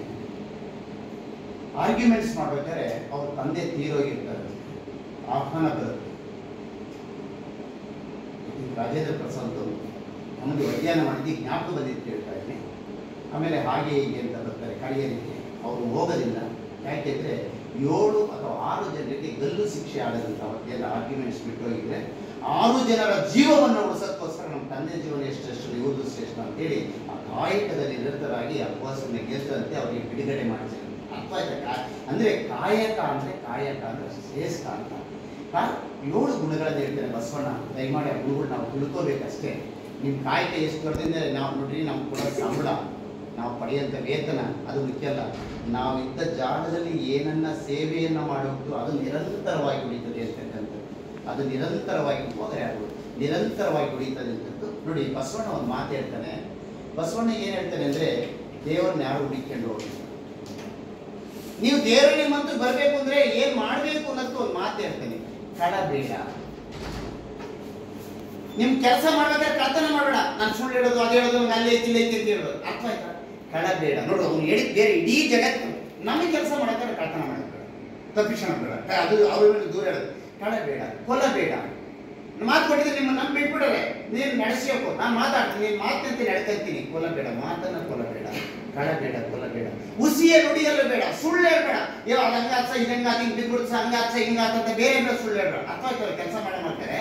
ಕಳಬೇಡ, ಕೊಲಬೇಡ, ಹುಸಿಯ ನುಡಿಯಲು ಬೇಡ, ಮುನಿಯಬೇಡ. ಡಾಕ್ಟ್ರೇನ ಬೈಬಿಟ್ಟು ಸಿಟ್ಟೆ ಬೇಡ, ಮುನಿಯಬೇಡ. ಅನ್ಯರಿಗೆ ಅಸಹ್ಯ ಪಡಬೇಡ. ಕಿವು ಅರಿತಾ ಇದೆ, ಅದು ನೋಡಿ ಅಸಹ್ಯ ಪಡಬೇಡ. ನೋಡಿ, ನಾವು ಆ ವಚನವನ್ನು ಇಲ್ಲಿ ತಂದ್ಕೋಬೇಕು. ನಾವು ನಮ್ಮ ವೃತ್ತಿಗೆ ತಂದ್ಕೋಬೇಕು. ಕಳಬೇಡ, ಕೊಲ್ಲಬೇಡ, ಹುಸಿಯ ನುಡಿಯಲು ಬೇಡ, ಮುನಿಯಬೇಡ, ಅಸಹ್ಯ ಪಡಬೇಡ, ತನ್ನ ಬಣ್ಣಿಸಬೇಡ. ರೋಗ ನಾ ಮಾಡಿದೆ ಅಂತ ಅಂದ್ಕೋಬೇಡ, ತನ್ನ ಬಣ್ಣಿಸಬೇಡ, ಇದೀರ ನಡೆಯಲು ಬೇಡ. 7 ಗುಣಗಳು ಗೊತ್ತಾತಲ್ಲ ಇಲ್ಲಿ. ಇದು ಹಾಸ್ಪಿಟಲ್ ಖಂಡಿತ ಬೇಕು, ಮನುಕುಲಕ್ಕೆ ಬೇಕು, ಆಳುವ ರಾಜಕಾರಣಿಗಳಿಗೆ ಬೇಕು. ಇದಿದ್ದು ಬಿಟ್ರೆ ಜಗತ್ತಿನಲ್ಲಿ ದೇವರನ್ನ ಯಾರು ಹುಡುಕಿಕೊಂಡ್ರಲ್ಲ, ಇವೇ ದೇವರು. ಇವನು ಸರಿಯಾಗಿ ಪಾಲಿಸಿಕೊಂಡ್ರೆ ಯಾರು ಬೇಕಾದ್ರೂ ಶರಣರ. ಕಳಬೇಡ. ಅರ್ಥ ಆಯ್ತಲ್ಲ? ಕಳತನ ಮಾಡಬೇಡಿ. ನಾಳೆಗೆ ಇಂಪಾರ್ಟೆಂಟ್ 3 ಕೇಸವೇ ಅಂತ ಗೊತ್ತೈತೆ. ಅಯ್ಯೋ ನಾನು ಹಾಕ್ಯಂಡು ಅಯ್ಯೋ ಅನ್ನಿಸ್ತಾರೆ, ನಾನು ಇವತ್ತು ರಜಾ ಹಾಕ್ತೀನಿ ಹೇಳ್ತಾರ. ಸರಿ, ಇದು ಸತ್ಯ ಅಲ್ಲ? ಇದು ನಡೀತಾರೆ ಘಟನಲ್ಲ. ಅವ್ರು ನಮಗೆ ದುಡ್ಡು ಕೊಡ್ತಾರೋ ಇಲ್ವೋ ಅಂತೇಳಿ ಅವ್ರ ಕೆಲಸ ಅಡ್ಡದಿಡ್ಡಿ ಮಾಡೋದು ಬೇಡ. ಹೋಗ್ಬೇಕಾದ್ರೆ ನೀವು ನಂಬಿರೋದಲ್ಲ, ನಿಮ್ಗೆ 500 ರೂಪಾಯಿ ಪ್ರೀತಿಯಿಂದ ಕೊಡ್ಬೋದು ಅವಾಗ. ಅಯ್ಯೋ ನಾನು ಇದ್ರ ಋಣ. ಅದಕ್ಕೆ ಹೇಳ್ತೇನೆ, ನೀ ಕಾಯಕ ಅಂದ್ರೇನಪ್ಪ ಅಂದ್ರೆ, ನೀನು ಮಾಡಿರುವ 10 ರೂಪಾಯಿ ಸೇವೆಗೆ 500 ರೂಪಾಯಿ ಲಾಭ ತಾಳೋದು ಅದು ಕಾಯಕಲ್ಲ ಅಂತೇಳಿ. ನೀವು ಅಕಸ್ಮಾತ್ ಡಾಕ್ಟರ್ ವಹಿಸಿದ ಕೆಲಸ ಪ್ರಾಮಾಣಿಕ ಮಾಡಿದಾಗ 500 ರೂಪಾಯಿ ಕೊಟ್ಬಿಟ್ರೆ ತಗೊಳ್ಳಿ, ಅದು ಕಳ್ತಾನಲ್ಲ. ಅರ್ಥ ಆಯ್ತಾನೆ ಹೇಳ್ತಿರೋದು. ಕಳಬೇಡ, ಕೊಲಬೇಡ. ನಿಜವಾಗ್ಲೂ ಹೇಳ್ತೀನಿ, ಈ ಹಾಸ್ಪಿಟ್ಲು ಮತ್ತು ಯಾವುದೇ ಒಂದು ವಿದ್ಯಾಸಂಸ್ಥೆ, ಕಾಲೇಜುಗಳು ಇದಾವಲ್ಲ, ಕಾಲೇಜ್ ಇರ್ಬೋದು, ನನ್ನ ಮನೆ ಇರ್ಬೋದು, ಎಲ್ಲ ಕಟ್ಟಡ ಮಣ್ಣು ಗಡ್ಡಿಂದ ಕಟ್ಟಿರ್ತಕ್ಕಂಥದ್ದು. ಅದಕ್ಕೆ ಮೌಲ್ಯ ಬರಬೇಕು ಅಂದ್ರೆ ಅದರೊಳಗಿರ್ತಕ್ಕಂಥ ಜನ ಜೀವಂತಿಕೆಯಿಂದ ಇರಬೇಕು. ಅರ್ಥ ಆಯ್ತಾ? ಯಾರು ನೀವು ಜೀವಂತಿಕೆಯಿಂದ ಇರಬೇಕು. ಡಾಕ್ಟರ್ ಇರಲಿಲ್ಲ ಅಂದ್ರೆ ನಮ್ಮ ಕೈಗೆ ಎಷ್ಟಾಗುತ್ತೋ ಅಷ್ಟು ಮಾಡಿ, ಏನಾರ ಮಾಡಿ ನಮ್ಮ ಸೇವೆಯನ್ನು ನಾವು ಕೊಡ್ತೀವಿ. ಕಳಬೇಡ, ಕೊಲಬೇಡ, ಹುಸಿಯ ನುಡಿಯಲು ಬೇಡ, ಮುನಿಯಬೇಡ, ಅನ್ಯರಿಗೆ ಅಸಹ್ಯ ಪಡಬೇಡ, ತನ್ನ ಬಣ್ಣಿಸಬೇಡ, ಇದೇ ನಡೆಯಲು ಬೇಡ, ಇದೇ ಅಂತರಂಗ ಶುದ್ಧಿ, ಇದೇ ಬಹಿರಂಗ ಶುದ್ಧಿ, ಕೂಡಲ ಸಂಗಮ ದೇವನ ಮೆಚ್ಚಿಸುವ ಪರಿ. ದೇವರು ಮೆಚ್ಚಕ್ಕೆ ಇಷ್ಟ ಮಾಡಿ. ಡಾಕ್ಟರ್ ಜೇರಾಗೋದನ್ನೇ ನಮ್ಸದೈತೆ, ನಮ್ಮ ರಾಧಾ ಮೇಡಮ್ ಅವ್ರು ನಮ್ಸೋದೇನೈತೆ ಅಂತಕ್ಕಂಥ ಭಾವನೆ ನೀವು ಬಂದರೆ, ನಾನು ಪ್ರಾಮಾಣಿಕವಾಗಿ ಮಾಡಿದ್ದೀನಿ ಮೇಡಮ್ ಅಂತಕ್ಕಂಥ ಕಲ್ಪನೆ ನೀವು ಬರುವಂತೆ ನಿಜವಾಗ್ಲೂ ಹೇಳ್ತೀನಿ. ನಾನು ಇದು ನೋಡಿದ ಸಂತೋಷ ಆಯ್ತು. ಇದೆಲ್ಲ ಯಾಕೆ ಬೇಕಿತ್ತು ಡಾಕ್ಟ್ರಿಗೆ ಅಂತೀನಿ. ನಿಮ್ಮನ್ನು ಬರೇ ದೇಹವನ್ನು ಧರಿಸೋದಲ್ಲ, ಅಟ್ಲೀಸ್ಟ್ ಒಂದು ಜ್ಞಾನವನ್ನು ಕೊಡ್ತಕ್ಕಂಥ ಚಿಂತನೆ ಆಗಬೇಕು. ಇದು ನಿಜವಾಗ್ಲೂ ಈ ಚಿಂತನೆ ಶರಣರು ಮಾಡಿದ ಚಿಂತನೆ. ಇದೇ ಚಿಂತನೆಯನ್ನು ಶರಣರು ಮಾಡಿದ ಚಿಂತನೆ ಬಹುದೊಡ್ಡ ಚಿಂತನೆ. ಆಮೇಲೆ ಇನ್ನೊಂದು ವಚನ ಸಾಹಿತ್ಯದಲ್ಲಿ ಶರಣರು ಅಂತ ಯಾಕೆ ಕರೀತೀವಿ ಅಂತ, ಸಿದ್ದೇಶ್ವರ ಸ್ವಾಮಿಗಳು ಸತ್ತೋರು ಗೊತ್ತಾತಲ್ಲ. ಮೊನ್ನೆ ವಿಧಿವಶರಾದರು ಸಿದ್ದೇಶ್ವರ ಸ್ವಾಮಿ. ಯಾರು ಬೇಕಾದ್ರೂ ಸುಖ ಅನುಭವಿಸಾಯ್ತು, ಭೋಗ ಜೀವನ ಅನುಭವಿಸ್ಬೇಕಾಯ್ತು. ಇಡೀ ಕೇಂದ್ರ ಸರ್ಕಾರ ಅವರಿಂದಿತ್ತು, ಏನ್ ಬೇಕಾದ್ರೂ ಕೊಡೋದು, ಏನ್ ಬೇಕಾದ್ರೂ ಹಾಕ್ತಾ ಇತ್ತು. ಏನು ಹಾಕ್ಲಿ, ಒಂದು ಬಿಳಿ ಜುಬ್ಬವನ್ನು ಹಾಕೊಂಡು ಜೋಬೂ ಸಹ ಎಂದರೆ ಜೀವನವನ್ನು ಮಾಡಿದ್ದಾರೆ ಜನರಿಗೋಸ್ಕರ. ಹೇಳ್ತಾರೆ ಅವ್ರ ಬದುಕು ಸಮಾಜಮುಖಿಯಾಗುತ್ತೆ. ಅವರು ಒಂದು ಮಾತು ಹೇಳ್ತಾರೆ, ನಾವು ಹೆಂಗೆ ಅಂತೇಳಿ ಹುಟ್ಟು ಮತ್ತು ಸಾವಿಗೆ ಒಂದೇ ಒಂದು ಎಕ್ಸಾಂಪಲ್ ಅವ್ರದ್ದು ಹೇಳೋದಾಗ್ಲಿ ಗಮನಿಸ್ಬೇಕು. ಅವ್ರ ಮಾತು ನನಗೆ ಜ್ಞಾಪಕ ಬಂತು. ಬೇರೆ ಹೊಸದನ್ನೇನು ನಾನು ಹೇಳ್ತಿಲ್ಲ. ಅವ್ರು ಹೇಳೋದು, ಒಂದು ದೀಪಕ್ಕೆ ಬತ್ತಿ ಮತ್ತು ಎಣ್ಣೆಯನ್ನು ಹಾಕಿ, ಹೌದಲ್ಲ ಮೇಡಮ್, ಬತ್ತಿ ಮತ್ತು ಎಣ್ಣೆಯನ್ನು ಹಾಕಿ ಹಚ್ಚಿಟ್ಟು ಹಂಗೆ ಕುತ್ಕೊಳ್ಳಿ, ಎಣ್ಣೆ ಹೆಂಗ್ ಖಾಲಿ ಆಗ್ತಾ ಐತೆ ಅಂತ ಗೊತ್ತಾಗಲ್ಲ. ಅರ್ಥ ಆಯ್ತಲ್ಲ? ನೋಡಿ, ಬತ್ತಿ ಕೊಚ್ಚಿಕ್ಬಿಡಿ, ಆ ತುಂಬಕ್ಕೆ ಎಣ್ಣೆ ಹಾಕ್ತೀರಾ, ಅದು ಎಣ್ಣೆ ಖಾಲಿ ಹಾಕೈತೆ ಅಂತ ಗೊತ್ತಿಲ್ಲ, ಎಣ್ಣೆ ಖಾಲಿ ಆಗುತ್ತೆ, ಬತ್ತಿ ಉಳಿತದೆ. ಒಳ್ಳೆ ಶುದ್ಧವಾದ ಎಣ್ಣೆ ಆದ್ರೆ ಏನಾಗುತ್ತೆ ಹೇಳಿ, ಎಣ್ಣೆ ಖಾಲಿ ಆಗುತ್ತೆ, ಬತ್ತಿ ಉಳಿತದೆ. ಬತ್ತಿ ಮಾತ್ರ ಹಂಗೆ ಇರುತ್ತೆ, ಎಣ್ಣೆಲ್ಲ ಖಾಲಿ ಆದ್ರೆ ಹೊರಗೆಲ್ಲ ಬತ್ತಿ ಎಣ್ಣೆ ಈರಾದ್ಮೇಲೆ ಬತ್ತಿ ಉಳಿಯುತ್ತೆ. ಎರಡು ಶುದ್ಧವಾಗಿದ್ರೆ ಮಾತ್ರ, ಶುಭ್ರವಾಗಿ ಒಳ್ಳೆ ಎಣ್ಣೆ ಒಳ್ಳೆ ಬತ್ತಿ ಆಗಿದೆ. ಇಲ್ಲ ಅಂದ್ರೆ ಎರಡೂ ಅರ್ಧಂಬರ್ಧ ಇದ್ರೆ ಕಾಚುಂಚಿ ಎಣ್ಣೆ ಅಥವಾ ಬತ್ತಿ ಆಯ್ತು, ಎರಡು ಸಹ ಮನೆ ಕರಕಲಾಗಿ ಉಳ್ಕೊಳ್ತದೆ. ಇದು ಸತ್ಯ. ಆ ಎಣ್ಣೆ ಹೆಂಗ್ ಖಾಲಿ ಆಗ್ತದೋ ಹಂಗೆ ನಮ್ಮ ಎಷ್ಟು ಖಾಲಿ ಆಗ್ತದೆ. ಆದ್ರೆ ಅದು ಕೊಟ್ಟಂತ ಬೆಳಕಿದೆಯಲ್ಲ, ಅದು ಮಾತ್ರ ಉಳಿಬೇಕು.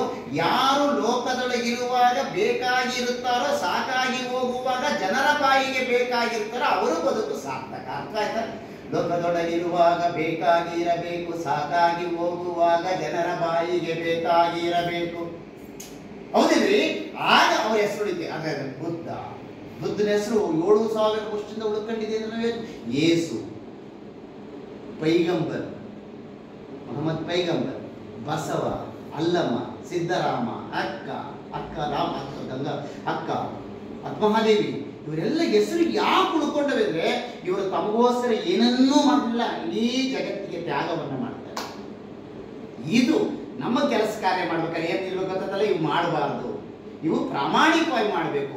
ನಮಗೆ ನಾವು ಬರ್ತಿದ್ವಿ ನೋಡಿ, ನಾವು ನನ್ನ ಪಾಠ ಮಾಡೋಕ್ಕಾರೆ ಮಕ್ಕಳಿಗೆ ಹೇಳ್ತಿದ್ದೆ, ನನ್ನ ಮಕ್ಕಳಿಗೆ ನಾನು ಪಬ್ಲಿಕ್ ಅಡ್ಮಿಷನ್ ಬೇರೆ ಪಾಠ ಮಾಡ್ಬೇಕಾದ್ರೆ ನಾನು ಮನೆ ಬಿಟ್ಕೊಳ್ಬೇಕಾದ್ರೆ ಒಬ್ಬ ಲೆಕ್ಚರರು ಮನೆ ಬಿಟ್ಕೊಳ್ಬೇಕಾದ್ರೆ, ಒಬ್ಬ ಪೊಲೀಸು ಮನೆ ಬಿಟ್ಟು ಬರಬೇಕಾದ್ರೆ, ಶರಣ ಯಾವಾಗ ಆಗ್ತಾನೆ ಆದರ್ಶಕ ಅವ್ನು ಗುರುತಿಸ್ತಾರೆ. ಒಬ್ಬ ಪೊಲೀಸನ್ನ ಹೆಸರಿಡ್ತೀವಿ ಅಲ್ಲಲ್ಲೋ ಕೇಳ್ತಿಲ್ಲ ಮಲೇಶು, ಒಬ್ಬ ಪೊಲೀಸನ ಒಬ್ಬರು ನಿಮ್ಮಲ್ಲಿ 10 ಜನ ಇದ್ರೆ ಯಾರಾದ್ರೂ ಡಾಕ್ಟರ್ಗಿನ ಹೆಚ್ಚಾಗಿ ಒಬ್ಬ ಹಿರಿಯನ್ ಯಾರಾದ್ರೂ ಅವ್ನು ಕೇಳ್ರಿ, ಅಣ್ಣನ್ ಕೇಳ್ರಿ, ಎಲ್ಲ ಸಲಹೆ ಇರ್ತೇನೆ, ತಾಳ್ಮೆ ಇರ್ತೇನೆ, ಸಹನೆ ಇರ್ತೇನೆ, ಪ್ರೀತಿ ಇರ್ತೇನೆ, ನಮ್ಮ ಕೆಲಸ ಕಿತ್ಕ ಮಾಡ್ತೇನೆ ಅಂತಕ್ಕಂಥದ್ದು ಇದಲ್ಲ. ಕೆಲವ್ರು ಬೇಡ, ನಾನು ಮಾಡ್ತೀನಿ ಇದ್ರೆ ಬೇಡ, ನಾನೇ ಕೂತು ಅಂತಾರಲ್ಲ, ಅಂತ ಗುಣಗಳನ್ನ ಬೆಳೆಸ್ಬೇಕಮ್ಮ. ನಾನು ಹೇಳಿದ್ವಿ ನೋಡಪ್ಪ, ನಾನು ಮನೆಯಿಂದ ಬರ್ಬೇಕಾದ್ರೆ ನನ್ನ ಮನಸ್ಸು ಒಳ್ಳೇದಾಗಿ ಬರತಕ್ಕಂಥದ್ದು ಒಂದು ಶರಣರು ಗುಣ. ನಾನು ಮನೆಯಿಂದ ಹೊರಟೆ, ಭಗವಂತ ಇವತ್ತು ನನ್ನ 3 ಕ್ಲಾಸ್ ಅವೆ, 3 ಚೆನ್ನಾಗಿ ನಡೀಲಪ್ಪ, 3 ಕ್ಲಾಸ್ಗೂ ಅದ್ಭುತವಾಗಿ ಪಾಠ ಮಾಡ್ಬೇಕಪ್ಪ, ನಾನು 3 ಕ್ಲಾಸ್ಗೂ ಅದ್ಭುತವಾಗಿ ಪಾಠ ಮಾಡಿಬಿಟ್ಟು ನನಗೆ ಮಕ್ಕಳು ಒಪ್ಪಿಟ್ಟು ಏನಾದ್ರು ಒಳ್ಳೇದಾಗ್ಬಿಟ್ಟು ನಾನು ಸಂತೋಷಪ್ಪ ಅಂತ ಮನೆಯಿಂದ ಹೊರಡ್ಬೇಕು. ನಾನು ಮನೆಯಿಂದ ಹೊರಡ್ಬೇಕಪ್ಪ, ಇವತ್ತೆಲ್ಲ ಕಾಲೇಜ್ ಸ್ಟ್ರೈಕ್ ಆಗ್ಬಿಡಪ್ಪ, ಕಾಲೇಜೆಲ್ಲ ಹಾಳಾಗೋಗ್ಬಿಡಪ್ಪ, ಹುಡುಗರೆಲ್ಲ ಎದ್ದೋಗ್ಬಿಡಪ್ಪ, ಅಯ್ಯೋ ಹುಡುಗರು ಬೇಕಾದ್ರಪ್ಪ, ಪ್ರಿನ್ಸಿಪಲ್ ಇದ್ದಾಗ ಸಂಕಟಪ್ಪ ಅಂತ ಹೋದ್ರೆ ನಿಜವಾಗ್ಲೂ ವೃತ್ತಿದ್ರು ಅರ್ಥ ಆಯ್ತಾನೆ. ವೃತ್ತಿದ್ರು ಪೊಲೀಸ್ ಮನೆಯಿಂದ ಹೊರಡ್ಬೇಕಾರೆ ಅಪ್ಪ ಭಗವಂತ ಇವತ್ತು ಸಮಾಜ ಸ್ವಾಸ್ಥ್ಯ ಆಗಿರಪ್ಪ, ಯಾರು ಕಡ್ದಾಡ್ಬಾರ್ದಪ್ಪ, ಯಾರು ಹೊಡೆದಾಡ್ಬಪ್ಪ, ಏನು ಕಳ್ತನ ಆಗ್ಬಾರ್ದಪ್ಪ, ಎಲ್ಲೂ ಆಕ್ಸಿಡೆಂಟ್ ಆಗ್ಬಾರ್ದಪ್ಪ, ಜನ ಚೆನ್ನಾಗಿ ಕೊಟ್ಟು ಸಾಕಪ್ಪ ಅಂತ ಬರಬೇಕು. ಅಯ್ಯೋ ಎಷ್ಟು ಆಕ್ಸಿಡೆಂಟ್ ಬರ್ತವೋ ನನಗೇನು ಸಿಗುತ್ತೋ, ಎಷ್ಟು ಕಡ್ದಾಡಿಕೆ ಬರ್ತೋ ನನಗೇನು ಸಿಗುತ್ತೋ, ಎಷ್ಟು ಗಡಿಯಾಟಿ ಉದಾಡಿಕೆ ಬರ್ತೋ ನನಗೇನು ಸಿಗುತ್ತೋ, ಯಾವನಾರ ಕಳಿಸಿಗ್ತಾನ ಅಂತ ಬಂದ್ರೆ ಅದಲ್ಲ ವೃತ್ತಿಗಳು. ಅರ್ಥವಾಗಿ ನಮ್ಮ ಆಲೋಚನೆಗಳು ಆಗಿರ್ಬೇಕು. ಡಾಕ್ಟರ್ ಆದನು ಬೀಗತೆ ಇದ್ದಂಗೆ ನಮ್ಗೆ ಅದು ವೈಯಕ್ತಿಕ ಬೇರೆ, ಉಳಿವು ಬೇರೆ. ಯಾರು ರೋಗಗಳು ಬಂದಂಗಿರ್ಲಪ್ಪ, ಆರೋಗ್ಯ ಬಗ್ಗೆ ಇರ್ಲಪ್ಪ, ಭಗವಂತ ಚೆನ್ನಾಗಿಟ್ಟಿರ್ಲಪ್ಪ ಎಲ್ಲರನ್ನ. ಅನಿವಾರ್ಯ ಬಂದಾಗ ಅವ್ರಿಗೆ ಕಷ್ಟ ಬಂದಾಗ ನಮಗೆ ನಿಗ್ರಹಿಸುವ ಶಕ್ತಿಯನ್ನು ಕೊಡಪ್ಪ, ಅವರಿಗೆ ಅವ್ರ ರೋಗವನ್ನು ಬಗೆಹರಿಸುವಂತ ಶಕ್ತಿಯನ್ನು ಕೊಡಪ್ಪ ಅಂತ ನಾವು ಆಲೋಚನೆ ಮಾಡ್ಬೇಕು ವಿನಃ ಬರ್ತಕ್ಕಂಥ ಶ್ರೀಮಂತರು ಬರ್ತಾರೆ, ನಾನು ನೇರ ಮಾತಾಡ್ತೀನಿ, ಬರುವಂತ ಶ್ರೀಮಂತರು ಬರ್ತಾರೋ, ಬಡವರು ಬರ್ತಾರೋ, ಕೊಡ್ತಾರೋ ಬಿಡ್ತಾರೋ ಅನ್ನೋ ಆಲೋಚನೆ ಇರಬಾರ್ದು. ನಮ್ಗೆ ಶ್ರೀಮಂತರಾಗುವ ರೋಗಗಳು ಬರ್ಲಪ್ಪ ಅಂತ ಚಿಂತನೆ ಇರಬಾರ್ದು. ಸ್ವಾಸ್ಥ್ಯವಾದ ಸಮಾಜ ಇರಲಿ ಅಂತ ಆಲೋಚನೆ ಮಾಡೋದಿಲ್ಲ, ಅದರ ಶರಣರ ಗುಣ ಸದ್ಗುಣ ಅಂತ ಅಷ್ಟೇ. ನಾವೇನಾಗಬೇಕ್ರಿ ಸದ್ಗುಣಗಳನ್ನು ಆಲೋಚನೆ ಮಾಡೋದು. ಅದಕ್ಕೆ ಇನ್ನೊಂದು ವಚನ ಹೇಳ್ತೀನಿ, ಗಮನಿಸಿ, ಬಸವಣ್ಣ ಹೇಳಿದ ವಚನಗಳು. ಇಲ್ಲಿ ಬರ್ತೀರಾ ನೀವು, ಹಾಸ್ಪಿಟ್ಲಿಗೆ ಬರ್ತೀರಾ, ಅಯ್ಯೋ ನಮ್ಮ ಚಾತರೇ ಬರ್ಲಪ್ಪ, ನಮಗೆ ಬರೇ ಹೆಂಗಸರೇ ಬರ್ಲಪ್ಪ, ಹಿಂದೂಗಳೇ ಬರ್ಲಪ್ಪ, ಮುಸಲ್ಮಾನರೇ ಬರ್ಲಪ್ಪ, ಕ್ರಿಶ್ಚಿಯನ್ನೇ ಬರ್ಲಪ್ಪ ಅಂತಕ್ಕಂಥ ಆಲೋಚನೆ ಇರಬಾರ್ದು. ಯಾರೇ ಬರಲಿ ದೇಹ ಒಂದೇ, ಕಾಯಿಲೆ ಬೇರೆ ಉಪಾಸ ಅಲ್ಲ. ಹಾಗಾಗಿ ಇವನಾರವನೆಂದೆನಿಸದಿರಯ್ಯ. ನಮ್ಮ ಹಾಸ್ಪಿಟ್ಲಿಗೆ ಬರ್ತಿದ್ದೀವಿ, ಬರ್ರಿ ಏನಾಗಿದೆ ತಗೊಳ್ಳಿ, ಡಾಕ್ಟರ್ ರೆಡಿ ಮಾಡಿ, ಡಾಕ್ಟರ್ ಬರ್ತಾ ಇದ್ದಾರೆ, ಊಟ ಮಾಡ್ತಾರೆ, ರೆಡಿ ಆಗ್ತಾ ಇದೆ, ಏನು ಪ್ರೈಮರಿ ವರ್ಕ್ಸ್ ನಿಮ್ಗೆ ಗೊತ್ತಿರ್ತಲ್ಲ, ಅದು ರೆಡಿ ಮಾಡ್ಬಿಟ್ಟು ಡ್ರೆಸ್ ಚೇಂಜ್ ಮಾಡ್ಬಿಟ್ಟು ಎಲ್ಲಿಗೆ ಹಾಸ್ಪಿಟ್ಲ್ ಆಕ್ಸಿಡೆಂಟ್ಗೆ ಎಲ್ಲಿ ಟ್ರೀಟ್ಮೆಂಟ್ ರೆಡಿ ಮಾಡಿ ಡಾಕ್ಟರ್ ಬರುವಕ್ಕೆಲ್ಲ ರೆಡಿಯಾಗಿರ್ಬೇಕು. ಅದು ನಿಮ್ಮ ಸೇವೆ. ಇವ್ರು ಯಾವ ಕ್ಯಾಸ್ಟ್ ಮಾಡೋಣ ತಗಂತರೋ, ಡಾಕ್ಟರು ಕ್ರಿಶ್ಚಿಯನ್ ತಾಂತಾರೋ, ಜೈನರು ಮುಸ್ಲಿಮ್ ಒಳಗೆ ತಾಂತಾರೋ ಇರುವ ಇದು ಅನ್ನೋದಾಗ್ಬಾರ್ದು. ಇವನಾರವನೆಂದೆನಿಸದಿರೆಯ, ಇವ ನಮ್ಮವ ನಮ್ಮ ಮನೆಯ ಮಗನೆಂದೆನಿಸೆಯ ಕೂಡಲ ಸಂಗಮ ದೇವ. ನನ್ನ ಬಂದಿದ್ದಾರೆ, ಇವ್ ನನ್ನ ಮನೆ ಮಗ, ನನ್ನ ಸಂಪತ್ತು ಇದು, ನನ್ನ ಆಸ್ತಿ, ನನ್ನ ಸಂಪತ್ತು, ಇದನ್ನು ಉಳಿಸಿದ್ರೆ ನನ್ನ ಅತ್ತೆ ಕಳಿಸಿರೋದು ಭಗವಂತ ಡಾಕ್ಟರ್ ಮಾಡಿ ಏನಾದರೂ ಇದು ಮಾಡಿ ಉಳಿಸ್ಬೇಕು ಅಂತ ಭಾವನೆ ನಿಮ್ಮೆಲ್ಲರಲ್ಲಿ ಬಂದಾಗ ಮಾತ್ರ ವಿಜಯ ರಾಘವೇಂದ್ರ ಕಟ್ಟಿದ ಹಾಸ್ಪಿಟ್ಲು ಇನ್ನೊಬ್ಬ ಕಟ್ಟಿನ ಎಲ್ಲೇ ಹೋಗಿ ಸೇವೆ ಮಾಡಿ, ಅಲ್ಲಿ ಕಟ್ಟಿನ ಹಾಸ್ಪಿಟ್ಲು, ಸರ್ಕಾರಿ ಹಾಸ್ಪಿಟ್ಲು. ಇವತ್ತು ಸರ್ಕಾರಿ ಹಾಸ್ಪಿಟ್ಲ್ ಯಾಕೆ ಕೆಲವು ಹಾಸ್ಪಿಟ್ಲ್ ಉಳ್ಕೊಂಡವೆ, ಕಿದ್ವಾಯವಲ್ಲಿ ಇವತ್ತು ಎಷ್ಟು ಪ್ರಾಮಾಣಿಕವಾಗಿ ಅವೆಲ್ಲ ಹಿಂದಲೇ ಹೋಗಿದ್ರೆ ಜನ ಏನಾಗ್ತಿದ್ರು. ಇವತ್ತು ಹೋಗ್ಬಿಟ್ಟು ಇರುಬೆ ಗೂಡು ಜನ ನೆಂದಿರ್ತಾರಲ್ಲ, ಅಲ್ಲಿ ವೈದ್ಯರ ಮನಸ್ಥಿತಿ. ಡಾಕ್ಟರ್ ಮಂಜಾತ್ ಅಂತ ನಾವೆಲ್ಲ ಕೇಳ್ತಾ ಇದೀವಿ, ಗಾಡ್ ಅವ್ರನ್ನ ದೇವರು ಅಂತಲೇ ಪೂಜಿಸ್ತಾ ಇದೀವಿ ನಾವು. ವಾಸ್ತವ ಇದು ಸತ್ಯ. ಅದಕ್ಕೆ ಹೇಳ್ತೀನಿ, ದೇವರು ಎಲ್ಲೂ ಇಲ್ಲ. ನಾನು ಒಂದು ಮಾತು ಹೇಳ್ತೀನಿ, ನಮಗೆ ಏನಾರ ಬರಬಾರ್ದು ಬಂದುಬಿಟ್ರೆ ಮನೇಲಿ ಪೆಟ್ಟಿಗೆ ತುಂಬ ದುಡ್ಡಿದೆ, ಎಲ್ಲ ಇದೆ, ಕಾಲ ಹೊಟ್ಟೆ ನೋವು ಬತ್ತಿದ್ದಂಗೆ ಬಡ್ಕಂತ ಬಾಯ್ ಬಡ್ಕಂತಾನೆ. ಬಾಯ್ ಬಡ್ಕಂತಿದ್ದಂಗೆ ಏನ್ ಮಾಡ್ತು ಗೊತ್ತಾ, ಪೆಟ್ಟಿಗೆ ಕೀ ತೆಗೆದು ಎಸ್ಬಿಟ್ಟು, ಪರಮಾತ್ಮ ನನ್ನ ಉಳಿಸ್ರು, ನನಗೇನೂ ಬೇಡ ಕಣಪ್ಪ, ಇದೆಲ್ಲ ಯಾರಿರ್ಬೇಕು ಅಂತೀವಿ, ಹೌದಲ್ಲ? ಹಾಸ್ಪಿಟ್ಲಿಗೆ ಬಂದು ಡಾಕ್ಟ್ರು ಮುಟ್ಟಿ ಇಂಜೆಕ್ಷನ್ ಎಲ್ಲ ಕೊಟ್ಟು ಆರೋಗ್ಯ ಬತ್ತಿದಂಗೆ ಕೀ ಎಲ್ಲಿ ಅಂತೀವಿ. ಇರೋದು ಯಾವ್ದ್ರ ಮೇಲೆ? ಆರೋಗ್ಯವೇ ಭಾಗ್ಯ. ಅದಕ್ಕೆ ಟಾಟಾ ಬಿರ್ಲಾ ಯಾರು ಶ್ರೀಮಂತರಲ್ಲಮ್ಮ. ರಾತ್ರಿ ಹೊತ್ತನೇ ರಸ್ತೆಗೆ ಹೋಗ್ಬೇಕಾದ್ರೆ ಹಳ್ಳಿಲಿ ಹೋಗ್ರಿ, ಒಂದು ಗುಡಿಸ್ನಲ್ಲಿ ದೀಪ ಹಚ್ಚಿರ್ತಾರೆ, ಪಣತೆಯನ್ನು ಹಚ್ಚಿರ್ತಾರೆ. ಪಣತೆ ಅಂದ್ರೆ ಏನು? ದೀಪ. ಅದು ಮಣ್ಣಿಂದಿರ್ಬೋದು, ಬೆಳ್ಳಿದಿರ್ಬೋದು, ಚಿನ್ನದಿರ್ಬೋದು, ವಜ್ರದ್ದಿರ್ಬೋದು, ತಾಮ್ರದ್ದಿರ್ಬೋದು. ಶ್ರೀಮಂತರ ಮಲ್ಲಿ ಯಾವುದೋ ಪಣತೆ ಒಳ್ಳೆ ಬೆಳ್ಳಿದ ಹಚ್ಚಿರ್ತಾರೆ, ಇವ್ರ ಮೇಲೆ ದೀಪ ಹಚ್ಚಿರ್ತಾರೆ. ಬೆಳಕು ಮಾತ್ರ ಒಂದೇ. ಅವ್ರ ಮೇಲೆ ಬೆಳ್ಳಿದ್ ಇಟ್ಕೊಂಡು, ನೀನು ಅದು ಮಾಡಿಸ್ತಿಲ್ಲ, ನನಗೆ ಇದು ಮಾಡಿಸ್ತಿಲ್ಲ, ನಾನು ಸರ ಮಾಡಿಸ್ತಾ ಇಲ್ಲ, ಈ ಸರಿ ಕೊಬ್ಬರಿ ದುಡ್ಡ ಮಾಡಿಸ್ತಿಲ್ಲ, ಅಡಿಕೆ ದುಡ್ಡ ಮಾಡಿಸ್ತಿಲ್ಲ, ನೀನು ದುಡ್ಡು ಯಾರಿಗೆ ಕೊಟ್ಟೆ, ನನಗೇನ್ ಮಾಡಿಸ್ತೆ ಅಂತ ಜಿತ್ತಾಡ್ತಾ ಇರ್ತಾರೆ. ಈ ಮನೇಲಿ ಗುಡಿಸ್ತಿರ್ತಕ್ಕಂಥ ಮಣ್ಣಿನ ಪಣತೆಯಲ್ಲಿ ನೀವು ಬಂದ್ರೇನ್ರಿ, ಮಗಿಗೆ ಹತ್ಕೊಟ್ಟೇನ್ರಿ, ಹೆಂಡತಿ ಖುಷಿಯಾಗಿ ಮಾತಾಡ್ತಾರೆ. ಇದು ಶ್ರೀಮಂತಿಕೆನೋ? ಅದು ಶ್ರೀಮಂತಿಕೆ. ಯಾವುದು ಶ್ರೀಮಂತಿಕೆ? ಯಾವುದು ಹೇಳ್ಬೇಕು? ಸತ್ಯ ಹೇಳ್ಬೇಕು. ನಮ್ಗೆ ಶಕ್ತಿ ಇಲ್ಲ ಸತ್ಯ ಹೇಳಕ್ಕೆ. ಹೇಳಕ್ಕೆ ಹೇಳ್ತೀವಿ, ಹೇಳಿದ್ದೆ ಅದಕ್ಕೋಸ್ಕರ ಅವರೆಲ್ಲ ಶರಣರ ಉಳ್ಕೊಂಡಿದ್ದು. ಹೇಳೋದು ಸತ್ಯ ಆಯ್ತು. ಬಸವಣ್ಣ ರಾಜನಾಗಿರ್ಬೋದಾಯ್ತು, ರಾಜನಾಗಿರ್ಲಿಲ್ಲ. ಲೋಕದ ಡೊಂಕನ್ನ ನೋಡಿದ, ಲೋಕದ ಅಂಕುಡಂಕುಗಳು ನೋಡಿದ. ಸ್ತ್ರೀಯರು ಕುತ್ಕೊಳ್ಳೋದಿಲ್ಲ. ಇವತ್ತು ನಿಮ್ಮ ಪುಣ್ಯ ಇದಕ್ಕೆಲ್ಲ ಮೂಲ ಕಾರಣ ಬಸವಣ್ಣ. ದಯಮಾಡಿ ಜಗತ್ತು ಒಪ್ಕೊಂಡಿದೆ, ಇಂಡಿಯನ್ ಕಾನ್ಸ್ಟಿಟ್ಯೂಷನ್ ಅಂಬೇಡ್ಕರ್ ಬರೆದಿರೋದು. ಅದನ್ನ ಇವತ್ತು ಸ್ತ್ರೀಯರೇನಾದ್ರೂ ಉಸಿರಾಡ್ತಾ ಇದ್ರೆ, ಸ್ತ್ರೀಯರನ್ನು ಸಾರ್ವಜನಿಕ ಕ್ಷೇತ್ರದಾಗಿದ್ರೆ, ಸ್ತ್ರೀ ಸಬಲೀಕರಣ, ಸ್ತ್ರೀ ಶಿಕ್ಷಣ, ಸ್ತ್ರೀ ಹೋರಾಟ ಇವೆಲ್ಲವೂ ನಡೀತಾ ಇದೆ ಬಸವಣ್ಣ. ದಯಮಾಡಿ ಶರಣರು ಹೇಳ್ತಾರೆ, ಮಲೆ ಮುಡಿ ಬಂದೊಡೆ ಹೆಣ್ಣೆಂಬರು, ಗಡ್ಡ ಮೀಸೆ ಬಂದೊಡೆ ಗಂಡೆಂಬರು, ಒಳಗೆ ಸುಳಿಯುವಾತ್ಮ ಹೆಣ್ಣು ಅಲ್ಲ ಗಂಡು ಅಲ್ಲ ಕಾಣ ರಾಮನ. ಹಿಂದೆಲ್ಲ ಏನ್ ಮಾಡಿದ್ ಗೊತ್ತಾ? ಹೆಣ್ಮಕ್ಳು ಮುಟ್ಟಕ್ಕಿರಲಿಲ್ಲ, ಹೆಣ್ಮಕ್ಳು ಓಡಾಡಕ್ಕಿರಲಿಲ್ಲ, ಪೂಜಾ ಕಾರ್ಯ ಮಾಡಕ್ಕಿರಲಿಲ್ಲ, ಗೊತ್ತಿಲ್ಲ, ದೇವಸ್ಥಾನಕ್ಕೆ ಹೋಗಿರಲಿಲ್ಲ, ವ್ಯವಹಾರ ಮಾತಾಡೋದಿಲ್ಲ, ಗಂಡಸು ಹಿಂಗಿರ್ಬೇಕಾಯ್ತು. ಇವತ್ತು ಹೇಳಿದ ಹೆಣ್ಣಿಗೆ ಸ್ವತಂತ್ರವನ್ನ ಕೊಟ್ಟರು ಶರಣರು. ಸ್ತ್ರೀ ಸಮಾನತೆ ಏನಾದ್ರೂ ನೀವು ಮಾತಾಡ್ತಿದ್ರೆ ದಯಮಾಡಿ ಗಮನಿಸೋಕು. ಕ್ರಿಸ್ತ ಪೂರ್ವದ ಪ್ಲೇಟೋ ಇದ್ದ, ಗ್ರೀಕ್ ಅವನ ಕಾಲದಲ್ಲಿ ಸ್ತ್ರೀ ಬಗ್ಗೆ ಮಾತಾಡಲಿಲ್ಲ. ಬುದ್ಧನ ಸಮಾನತೆ ಕಾಲದಲ್ಲಿ ಬುದ್ಧ ಸ್ತ್ರೀಯರಿಗೆ ಸಮಾನತೆ ಬಗ್ಗೆ ಹೇಳಿದ, ಅದು ಅಸ್ತಿತ್ವಕ್ಕೆ ಬರಕ್ಕಾಗಲಿಲ್ಲ. ಮಾರ್ಟಿನ್ ಲೂಥರ್ ಸ್ತ್ರೀಯರಿಗೆ ಸಾಮಾಜಿಕ ಚಳವಳಿಯ ನಡುವೆ ಸಮಾನತೆ ಅವನ ಕೈಲೂ ಆಗಲಿಲ್ಲ. 12ನೇ ಶತಮಾನದಲ್ಲಿ ಬಸವಣ್ಣ ಸಮಾನತೆಯನ್ನು, ಸ್ತ್ರೀಯರಿಗೆ ಸಮಾನತೆಯನ್ನು ಕೊಟ್ಟ. ಲಿಂಗ ಭೇದ, ಜಾತಿ ಭೇದ, ಧರ್ಮ ಭೇದ, ವರ್ಗ ಭೇದ, ವರ್ಣ ಭೇದ ಎಲ್ಲವನ್ನ ಇವತ್ತೆಲ್ಲ ನೀವು ಪ್ರೀತಿಯಿಂದ ಒಂದೇ ಜಾತಿಯಲ್ಲ. ನೀವು ನಾನ್ ವೆಜ್ಞರಿದ್ದಾರೆ, ವೆಜ್ಞರಿದ್ದಾರೆ, ಎಲ್ಲ ಇದ್ದಾರೆ. ಆದರೆ ಸೇವೆಯನ್ನು ಹೊಂದಿದ್ದ ಇದು ನಿಜವಾಗಲೇ ಶರಣರ ಕಲ್ಪನೆ, ಶರಣರ ಚಿಂತನೆ, ಶರಣರ ಆಲೋಚನೆ. ನಿಜವಾಗ್ಲೂ ನೀವು ಸಂಬಳ ಎಷ್ಟು ತಾಂಡಿದ್ರೆ ತಿಂಗಳು ಗೊತ್ತಿಲ್ಲ, 20 ತಾಂಡಿದ್ರು, 18 ತಾಂಡಿದ್ರು, 5 ತಾಂಡಿದ್ರು, 10 ತಾಂಡಿದ್ರು ನನಗೆ ಗೊತ್ತಿಲ್ಲ. ಬಟ್ ಇವತ್ತು ಪಡ್ಕೊಂಡ್ರೆ ಜ್ಞಾನ ಇದೆಯಲ್ಲ ಕೊಟ್ಟಾರಲ್ಲ, ಆ ಜ್ಞಾನಕ್ಕೆ ನೀವು ಆಭಾರಿ ಆಗಿರ್ಬೋದು, ಋಣಿ ಆಗಿರ್ಬೋದು.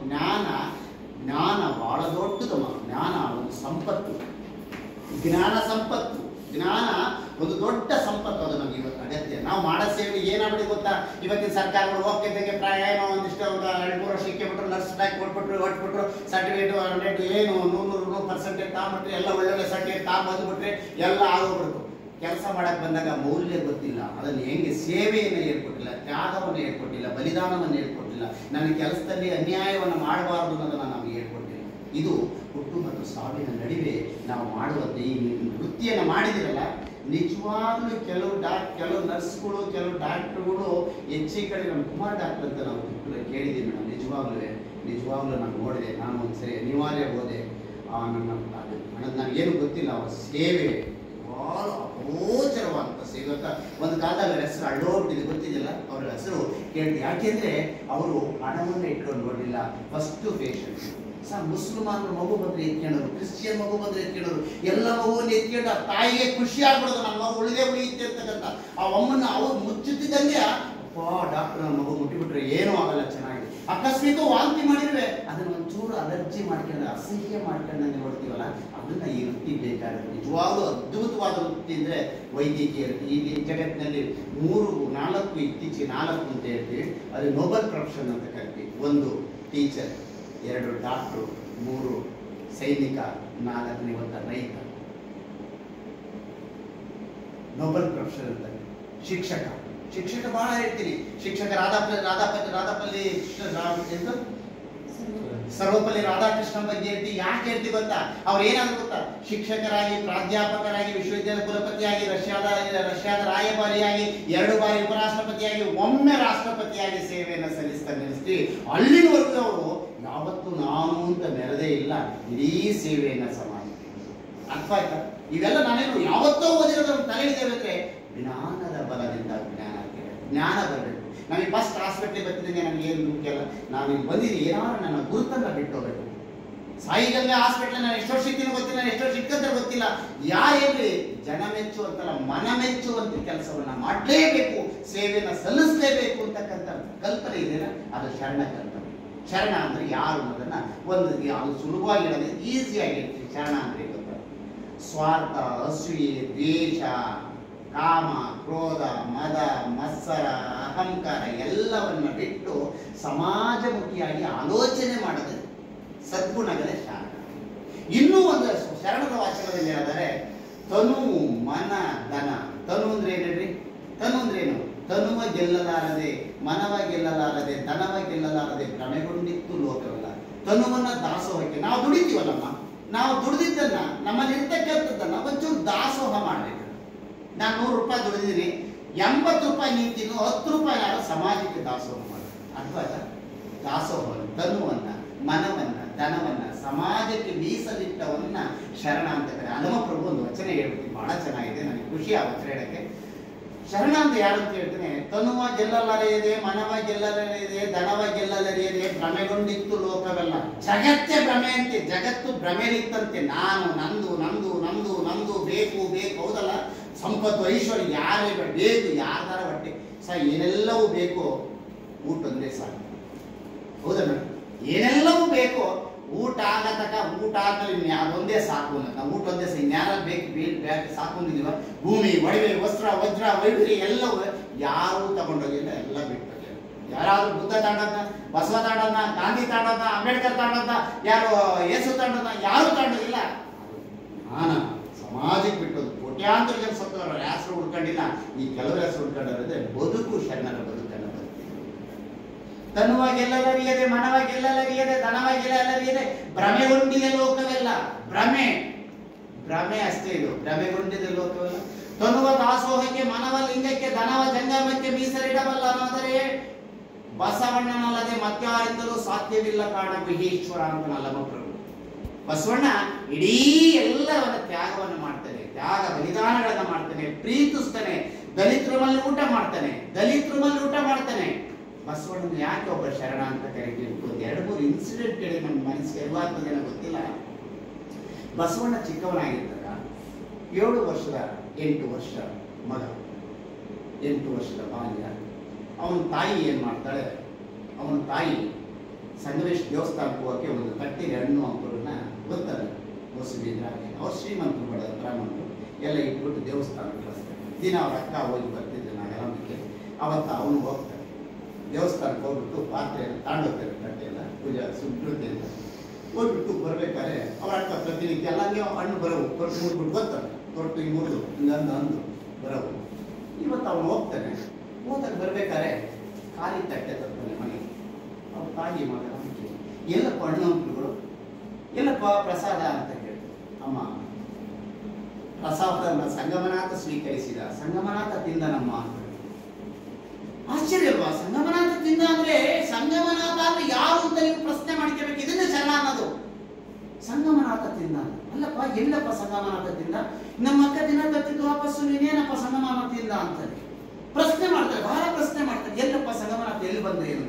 ಅಮ್ಮ ನಾನು ಹೋಗ್ತಾ ಇದ್ದೆ, ನನ್ನ ಕಣ್ಣು ಆ ಕಡೆ ತಿರುಗಿತ್ತು, ರಸ್ತೆ ಕಡೆ ತಿರುಗಿತ್ತು, ಹೊಟ್ಟೆ ಚಕ್ಕಳವಾದ, ಗೊತ್ತಾಗಲ್ಲ, ಹೊಟ್ಟೆ ಚಕ್ಕಳವಾದ, ಕಣ್ಣೆಲ್ಲ ಒಳಗೋದ, ತಲೆ ಕೆದರಿಕೊಂಡ, ಕೃಶವಾದ ಹಸಿವಿನ ಕೃಷಿಯಲ್ಲಿ ಬಸವಳಿದವನು ಕಣ್ಣಮ್ಮ. ಅವನ ಹೋಗಿ ಮುಟ್ಟಿದೆ ಅಮ್ಮ, ನನ್ನನ್ನು ನೋಡಿದೆ, ಕೊಟ್ಟೆ ಅಮ್ಮ, ಎಲ್ಲವನ್ನು ಗಬಗಬ ತಿಂದುಬಿಟ್ಟಮ್ಮ. ಅವನಲ್ಲಿ ನಾನು ಸಂಗಮನಾಥನನ್ನ ಕಂಡೆ.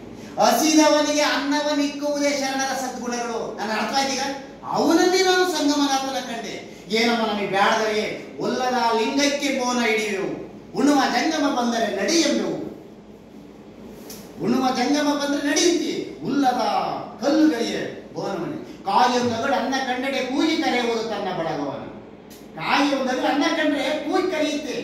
ಆದರೆ ನಾವೇ ತಿಂತೀವಿ. ಅವನಲ್ಲಿ ಸಂಗಮ ಆರು ಗೊತ್ತಾದನು ಮಹಾನ್ ಜ್ಞಾನಿ. ಮತ್ತೆ ಇನ್ನೊಂದು ಪ್ರಸಂಗ ನಡೀತದೆ. ಅವ್ರ ತಂದೆ ಶ್ರೀ ಪೂಜೆ ಮನೆಯಲ್ಲಿ ಪೂಜೆ ಮಾಡ್ತಾ ಇರ್ತಾರೆ. ದೇವರು ಏಕದೇವೋಪಾಸನೆ, ಜಗತ್ತಿನ ಒಬ್ಬನೇ ದೇವರಂತೆ. ಏಕದೇವ ಬಹಳ ಇದಾವೆ. ಒಂದ್ಕೊಂದು ಲಿಂಕು ನಾನೇನು ಒಂದ್ಕೊಂದು ಲಿಂಕು ಏಕದೇವೋಪಾಸನೆ ಜಗತ್ತಿನಲ್ಲಿ. ನಾನು ಈ ಶಿವಮನ್ನ, ಮಾರಮ್ಮನ್ನ, ಈಶ್ವರನ, ಬ್ರಹ್ಮನ ಯಾರನ್ನೋ ಪೂಜೆ ಮಾಡ್ತೀವಿ. ಅವೆಲ್ಲ ದೇವರು ಒಬ್ಬನೇ ಅಂತ ಹೇಳಿದ್ರೆ ಜಗತ್ತು ನಮಗೆ. ತಂದೆಯನ್ನ ಪ್ರಶ್ನೆ ಮಾಡಿ ಮನೆ ಬಿಡ್ತಾನೆ. ಅವನು ಶ್ರೀ ಪೂಜೆ ಮನೆಗೆ ಕುಂತಿರ್ತಾನೆ. ಪೂಜಾ ಕಾರ್ಯಕ್ರಮದಲ್ಲಿ ನೋಡಿ ದೇವಸ್ಥಾನ ಗುಡಿನಲ್ಲಿ ಎಲ್ಲ ದೇವರು ಇಟ್ಬಿಟ್ಟಿದ್ವಿ. ಪಾರ್ವತಿ, ಲಕ್ಷ್ಮಿ, ಶಾರದೆ, ಗಣಪತಿ ಏನೇನೋ ಇಟ್ಬಿಟ್ಟಿದ್ವಿ ನಾವೆಲ್ಲ ಮನೆಗಳಲ್ಲಿ. ಅವ್ರ ತಂದೆ ಕಡೆ ಮೇಲೆ ಬಾಲ್ಯ ಕುಂತಿದ್ದಾನೆ. ಅವ್ರ ತಂದೆ ಪೂಜೆ ಮಾಡ್ಬೇಕಾದ್ರೆ ಲಿಂಗಕ್ಕೆ ಗಂಗೆ ಒಂದು ಬಿಂದಿಗೆ ತಗೊಂಡಿರೋದು ಉಂಟು. ಅವರಿಗೆ ಗಂಗೆ, ಯಮುನೆ, ಗೋದಾವರಿ, ಅದು ಇದು ಅಂತ ಎಲ್ಲ ಜ್ಯೋತಿಷಿ ಹೇಳಿ ನೀರು ಹೇಳಿದ್ರೆ ಅವನು ಪ್ರಶ್ನೆ, ಅಮ್ಮ ಅಪ್ಪಾಜಿ ಇದು ನಮ್ಮ ಮನೆ ನೀರು ಅಂತ, ನಮ್ಮ ಬಾವಿ ನೀರು ಆಗಬಾರ್ದು. ಗಂಗೆ, ಯಮುನೆ, ಗೋದಾವರಿ, ಇದು ಗಂಗೆ ಯಮುನೆ ನೀರು, ಇದು ಬಾವಿ ನೀರು ಅಂತ. ಅವರಪ್ಪ ಏನಂತಂದ್ರು, ನೀವು ಗೊತ್ತದ, ನನಗೂ ಗೊತ್ತು, ನೀನೇ ಹೇಳೋದು ಅಂತೇಳಿ ಸಹಜವಾಗಿ ಗಮನಿಸ್ತಾರೆ. ಅದು ವೇದವನ್ನು ಹೇಳ್ಕೊಂಡು ಮಾಡ್ತಾರೆ. ಆಗ ಎದಳೆ ಎದಳ ಅಂತಾನೆ ಅವನೇ ಮಾಡ್ತಾರೆ. ಎದ್ದು ಆಚೆ ಕಳಿಸ್ಬಿಡ್ತಾರೆ. ಪ್ರಶ್ನೆ ನೋಡಿ, ಅವ್ರಿಗೆ ಜ್ಞಾನ ಹೇಗಿತ್ತು ಅದು ನಿಮಗೆ ಆಗಬೇಕಾದ್ರು. ಇದು ನಿಮಗೆ ಅಪ್ಲೈ ಮಾಡ್ತೀವಿ, ಯಾವ್ಯಾವ ರೂಪದಲ್ಲಿ ಅಪ್ಲೈ ಮಾಡ್ಕೋಬೇಕು. ನಾನು ಹೇಳೋಕ್ಕೆ ಟೈಮ್ ಸಿಗೋದು. ನಿಮಗೆಲ್ಲ ಜ್ಞಾನ ಇದೆ, ನಿಮ್ಮ ಇನ್ನೂ ಹೆಚ್ಚಿನ ಅನುಭವ ಇದೆ. ನಾನು ಬರೇ ಮಾತಾಡ್ಬಾರೆ. ನೀನು ಯಾರ್ಯಾರು ಒಂದು ತನ್ನೋ ಹೊಟ್ಟೆಲೋ ಬಂದು ನಿಮಗೆ ಬಿಡಿಸ್ಬೋದೇನೋ, ನಾನು ಕಥೆ ಹೇಳ್ಬೋದಷ್ಟೇ. ಒಂದು ಇಂಜೆಕ್ಷನ್ ಬೇಡ ಬಂದರೆ ಯಾವ್ದು ಕೊಟ್ಟು ಬಗೆಹರಿಸ್ಬೋದು. ಜ್ಞಾನ ನಿಮಗೆ ಬಂದಿದೆ, ಅಲ್ಲಿ ಬಂದ್ಬಿಟ್ಟಿದೆ.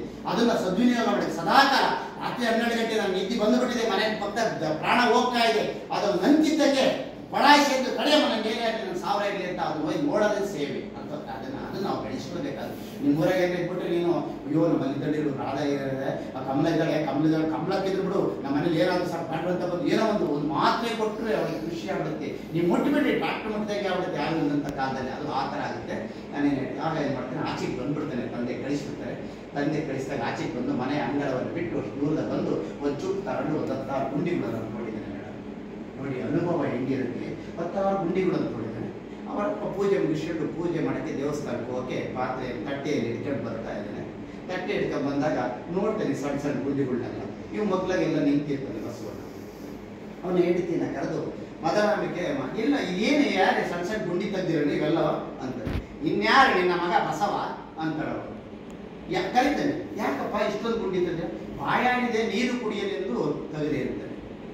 ಆಗ ಅವ್ರ ಅಪ್ಪನಿಗೆ ಎಂತ ಜ್ಞಾನ ಕೊಡ್ತಾನೆ. ಅಲ್ಲ ಕಡಪ್ಪ, ಹಿಂಗೆ ಸಣ್ಣ ಸಣ್ಣ ಗುಂಡಿ ತೆಗೆದ್ರೆ ನೀರು ಸಿಗುತ್ತೇನೋ, ಆಳವಾಗಿ ಒಂದು ಕಡೆ ತೆಗೆದರೆ ನೀರು ಸಿಗುತ್ತದೇನೋ ಅಂತಾರೆ. ಅಪ್ಪ ಗಂಗೆ, ಯಮುನೆ, ರುದ್ರೆ, ಬಾಯಿ, ಕಾಳಿ, ಗೋಡಿ ಅಂತ ನೀನು ಪೂಜೆ ಮಾಡ್ತೀಯಲ್ಲ, ದೇವ್ರು ಸಿಗ್ತಾನ? ಏಕದೇವೋಪಾಸನೆಯನ್ನ ಮಾಡಿದ ತಾನೇ ಒಬ್ಬನೇ ಅಲ್ಲ ದೇವರು ಅಂತಕ್ಕಂಥ ಪ್ರಶ್ನೆಯನ್ನ ಹೇಳ್ತಾರೆ. ಅರ್ಥವಾಯ್ತು ನನಗೆ ಹೇಳಿದ್ದು? ಅಂದ್ರೆ ಏಕದೇವರನ್ನ ಪೂಜಿಸೋದು, ನೀನೇ ಮನ್ ತುಂಬ ದೇವರುಗಳು ನಿಂತುಬಿಟ್ಟು ಎಲ್ಲವನ್ನು ಯಾವತ್ತೂ ಸಿಗಲ್ಲ ಅಂತಕ್ಕಂಥ ಪ್ರಶ್ನೆಯನ್ನ ಮಾಡಿ ಜಗತ್ತಿಗೆ ಏಕದೇವೋಪಾಸನೆಯನ್ನು ಹೇಳಿದರು. ಮೂಡಲ ಸಂಗಮ. ಎಲ್ಲ ವಚನಕಾರರು ಶಿವಣ್ಣ ನೆನೆಸೋದು. ಗುರೇಶ್ವರ, ಕಪಿಲ ಸಿದ್ಧ ಮಲ್ಲಿಕಾರ್ಜುನ, ಚನ್ನಮಲ್ಲಿಕಾರ್ಜುನ ಎಲ್ಲ ಶಿವನೇ, ಒಬ್ಬರೇ ದೇವರು. ಹಿಂದೂ, ಮುಸ್ಲಿಂ, ಕ್ರೈಸ್ತ, ಜೈನ, ಬೌದ್ಧ, ಪಾರ್ಸಿ, ಸಿಖ್ ಎಲ್ಲ ಬ್ರಹ್ಮ ಬೇರೆ, ವಿಷ್ಣು ಬೇರೆ, ಶಿವ ಬೇರೆ ಎಲ್ಲ ಒಬ್ಬರೇ ದೇವರನ್ನು. ಬ್ರಹ್ಮನೇ ಸೃಷ್ಟಿ ಮಾಡೋಣ 63 ಕೋಟಿ ಜೀವರಾಶಿನ, ಪಾಲನೆ ಮಾಡೋಣ ವಿಷ್ಣು ಒಬ್ಬನೇ, ಲಯ ಮಾಡೋಣ ಶಿವ ಒಬ್ಬನೇ. ನಾವೇ ಬೇರೆ ಬೇರೆ ದೇವರುಗಳು. ಅರ್ಥವಾಗ್ತಾ ಇದ್ದಿದ್ದು 850 ಕೋಟಿ ಪಾಪ್ಯುಲೇಷನ್, ವರ್ಲ್ಡ್ ಪಾಪ್ಯುಲೇಷನ್ ಇವತ್ತ ಜಾಸ್ತಿನೇ ಇದೆ ಮೇಡಮ್. ನಾನೊಂದು 30 ಕೋಟಿ ಸುಳ್ಳೇ ಇರ್ಬೋದು. 850 ಕೋಟಿ ಮ್ಯಾಲಿದೆ ಪಾಪ್ಯುಲೇಷನ್. ನಾನು ಡಿಗ್ರಿ ಪಾಠ ಮಾಡಿಸಿದ 35 ಕೋಟಿ ಇದ್ದಿದ್ದೆ. ಇವಾಗಲೇ 850 ಕೋಟಿ ಹೋಗ್ತೀವಿ.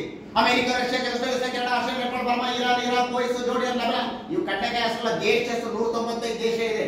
ಕೇಳ್ತೀನಮ್ಮ, 195 ದೇಶ ಇರೋದು ಕಟ್ಟಕಾಯಿ ಅಷ್ಟಲ್ಲ. 195 ದೇಶಕ್ಕೂ ಬೇರೆ ಬೇರೆ ಇಂದ್ರ, ಬೇರೆ ಬೇರೆ ಚಂದ್ರ, ಬೇರೆ ಬೇರೆ ಸೂರ್ಯ ಅಲ್ಲ. ಒಬ್ಬನೇ ಸೂರ್ಯ, ಒಬ್ಬನೇ ಚಂದ್ರ. ಅರ್ಥವಾಯ್ತಾನ? ನಿಜವಾಗ್ಲೂ ವಿಶಾಲವಾಗಿ ಯೋಚನೆ ಮಾಡೋದು.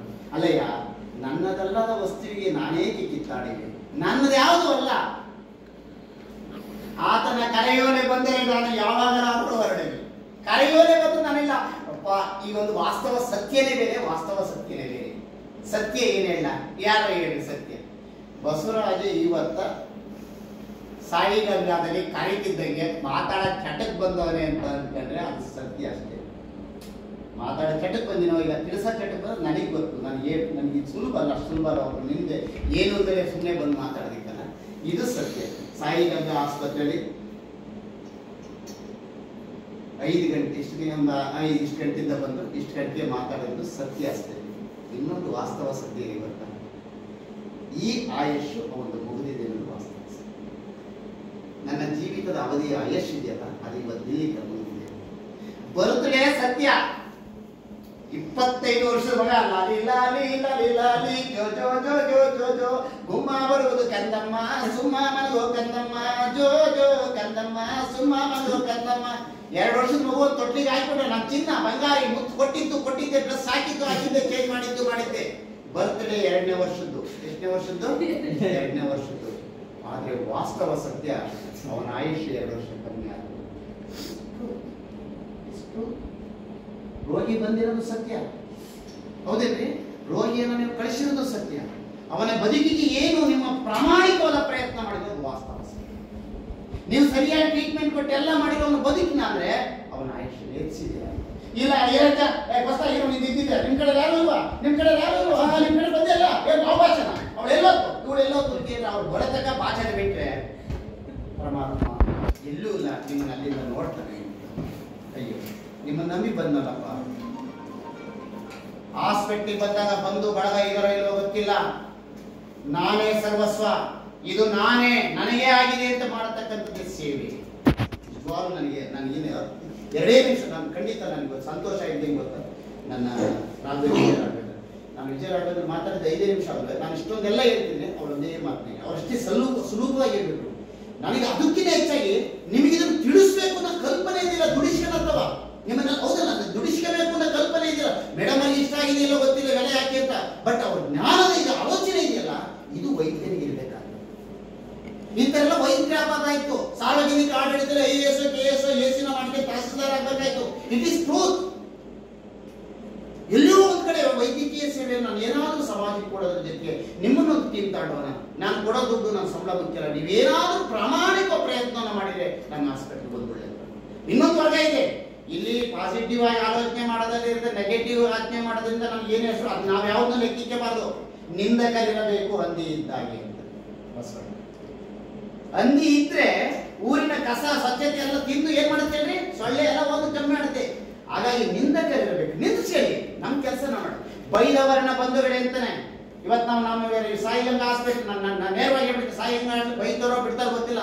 ಬೈದವರನ್ನ ಬಂಧುಗಳೆಂಬೆ, ನಿಂದಿಸಿದವರನ್ನ ತಂದೆ ತಾಯಿಗಳೆಂಬೆ, ಒಡೆದವರನ್ನ ನನ್ನ ಬಂಧುಗಳೆಂಬೆ, ಹೊಗಳಿದವರನ್ನ ಶತ್ರುಗಳೆಂಬೆ. ಸಾಯಿ ಗಂಗಾ ಹಾಸ್ಪಿಟಲ್ ಹಂಗೈತೆ ಅಂದ್ರೆ ಶತ್ರು ಅವರು. ನಿಮ್ಮ ನಿಂದಿಸ್ತಲ್ಲ ಅಮೇಂಡ್ ಆಗ್ತಾ ಹೋಗ್ತಾರೆ. ನಿಜ ನೀವು ಹೊಸ ಹೇಳಿದ್ರೆ ಬೈದವರನ್ನ ಬಂಧುಗಳೆಂಬೆ, ಒಡಹುಟ್ಟಿದವರೆಂಬೆ, ಅಣ್ಣ ತಮ್ಮಂದಿರೆಂಬೆ. ಹೀಗೆ ಹೊಗಳಿದವ್ರನ್ನ ಏನಂತೀವಿ ಅಂದ್ರೆ ಶತ್ರುಗಳು ಅಂತ. ನಿಮ್ಮನ್ನು ಹೊಗಳಿದ್ರೆ ಒಳಿಸಕ್ಕೆ ಹೋಗಬೇಡ್ರಿ.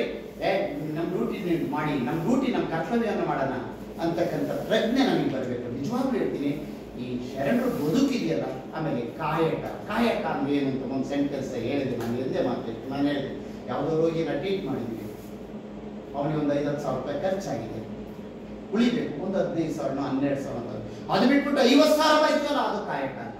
ಅರ್ಥ ಆಗಿಲ್ಲ. ಕಾಯಕ ಮಾಡಿದ ವೆಚ್ಚ ಮತ್ತು ನಾವು ಪಡ್ಕೊಂಡಿರ್ತಕ್ಕಂಥ ವೇತನ. ನಾನು ಮಾಡಿದ ಬೇಡ ತಿಂಗಳಿಗೆ 15,000 ದಿನ ಬಂದ್ಬಿಟ್ಟು ಕದ್ಬಿಟ್ಟು ಡಾಕ್ಟರ್ ಬಂದ ಪಡಪಡ ನೀವು ಹಾಕ್ಬಿಟ್ಟು ಅಲ್ಲಿ ನೋಡಿ ಇಲ್ಲಿ ನೋಡಿ ಡಾಕ್ಟರ್ ಬಂದಿದ್ದೇನೆ ಕಾಸು ಏನೋ ಮಾಡೋದು ನಡಿದೆ, ಅದು ಕಾಯಕ ಅಲ್ಲ, ಅದು ಮೈಯತ್ತಲ್ಲ. ನೀವು 15,000 ಕೊಟ್ಟಿದ್ರೆ ಡಾಕ್ಟರ್ಲಿ ಬಿಡಿ ನನ್ನ ಡ್ಯೂಟಿ ಏನೋ ಇಸಿದ್ರೆ ಅದು ಮಾಡ್ತಾ ಹೋದ್ರೆ ಅದು ನಿಜವಾದ ಕಾಯಕ. ನೀನು 15,000 ತಗೊಂಡು ಡಾಕ್ಟರ್ ಇದನ್ನು ನೋಡಿದ್ರೆ ಮಾತ್ರ ಈ ಕಸ ಆಡಿದ್ರೆ ಅದು ಕಾಯಕ. ನಾನು ನೇರವಾಗಿ ಹೇಳ್ಬೇಕು, ವಾಸ್ತವಕ್ಕಿಲ್ಲ. ಸತ್ಯ ಹೇಳಕ್ಕೆ ಎಲ್ಲರೂ ತಾಕತ್ ಬೇಕು. ಸತ್ಯ ಹೇಳಕ್ಕೆ ಎಲ್ಲರೂ ತಾಕತ್ ಬೇಕಾದಲ್ಲ. ತಾಕತ್ತು ಮುಚ್ಚಿಟ್ಬಿಟ್ರೆ ಮತ್ತೆ ನಾವು ಎಲ್ಲ ಕೆಟ್ಟದಾಗಿ ಸಮಾಜ ತಗೊಂಡೋಗಿ. ನಾನು ಮೇಷ್ಟ್ರ ನನ್ನ ಹುಡುಗರಿಗೆ ಹೇಳಿದ್ವಿ, ನಾನು ಡಿಗ್ರಿ ಹುಡುಗರನ್ನ ಯಾರು ಹೊಡಿತಿದ್ದಿಲ್ಲ ಗೊತ್ತಿಲ್ಲ, ನಾನೆಂತೂ ಹೊಡೆದ್ಬಿಟ್ಟಿದ್ದೆ. ಈ ಮಕ್ಕಳನ್ನೇ ಮುಟ್ಟಂಗಿಲ್ಲ, ಡಿಗ್ರಿ ಹುಡುಗರನ್ನೆಲ್ಲ ಹೊಡೆದ್ಬಿಟ್ಟಿದ್ದೆ. ನನ್ನ ದೊಡ್ಡ ಲಿಗೇಷನ್. ಬಟ್ ಮಕ್ಕಳು ನಾನು ತಿಳಿಸೋದು, ನಾನು ಏನು ಹೇಳ್ತಿಲ್ಲ ಮಕ್ಕಳಿಗೆ. ಬಟ್ ನಮ್ಮ ಮಕ್ಕಳೆಲ್ಲ ದೂರ ಬರ್ತಾ ಇದ್ರು. ನನ್ನ ಮಕ್ಕಳೆಲ್ಲ ದೂರ ಒಳ್ಳೆ ಒಂದು ಪೊಸಿಷನ್ ನಿಂತಿರಲ್ಲ. ನಾನು ಹೇಳಿರೋ ಮಕ್ಕಳ ಚೇಷ್ಟೆ ಮಾಡೋದು. ದೊಡ್ಡ ಹುಡುಗರು ಮೀಸ್ ಬಂದ ಹುಡುಗರು ಕೇಳ್ಬೇಕು. ಅವೆಲ್ಲ ದೊಡ್ಡ ಹುಡುಗರು ಡಿಗ್ರಿ ಹುಡುಗರು ನನ್ನ ಮೀಸೆ ಗೌಡರು ತುಳಕೆರೆ ತಗೋತಾರೆ ಶ್ರೀಮಂತರು ಮಕ್ಕಳು ಬರಬಹುದು. ಕ್ಲಾಸ್ ನಡೆದ್ರೆ ಚೇಷ್ಟೆ. ಕೆಲವು ಲೆಕ್ಚರರ್ಸ್ಗೆ ಚೇಷ್ಟೆ ಮಾಡಿದ್ರೆ ಸಾಕು, ಎಲ್ಲೋ ಬೆಲ್ಲೋಡಿದ್ರೆ ಸಾಕು ಅನ್ನೋರು. ನನಗೆ ಅದಲ್ಲ, ನನ್ನ ಕ್ಲಾಸ್ ಡಿಸಿಪ್ಲಿನ್ ಆಗಿರಬೇಕು, ನಾನು ಹೇಳಿದ್ದು ಸ್ಪಷ್ಟವಾಗಿ ಶಿಸ್ತಿರ್ಬೇಕು. ನಾನು ಗಲಾಟೆ ಮಾಡಿದ್ರೆ ನಾನು ಚೇಟಿ ಹೊಡಿತಿಲ್ಲ, ಎವ್ರಿ ಹೇಳಪ್ಪ ಮ್ಯಾಕಿಲ್ಲ.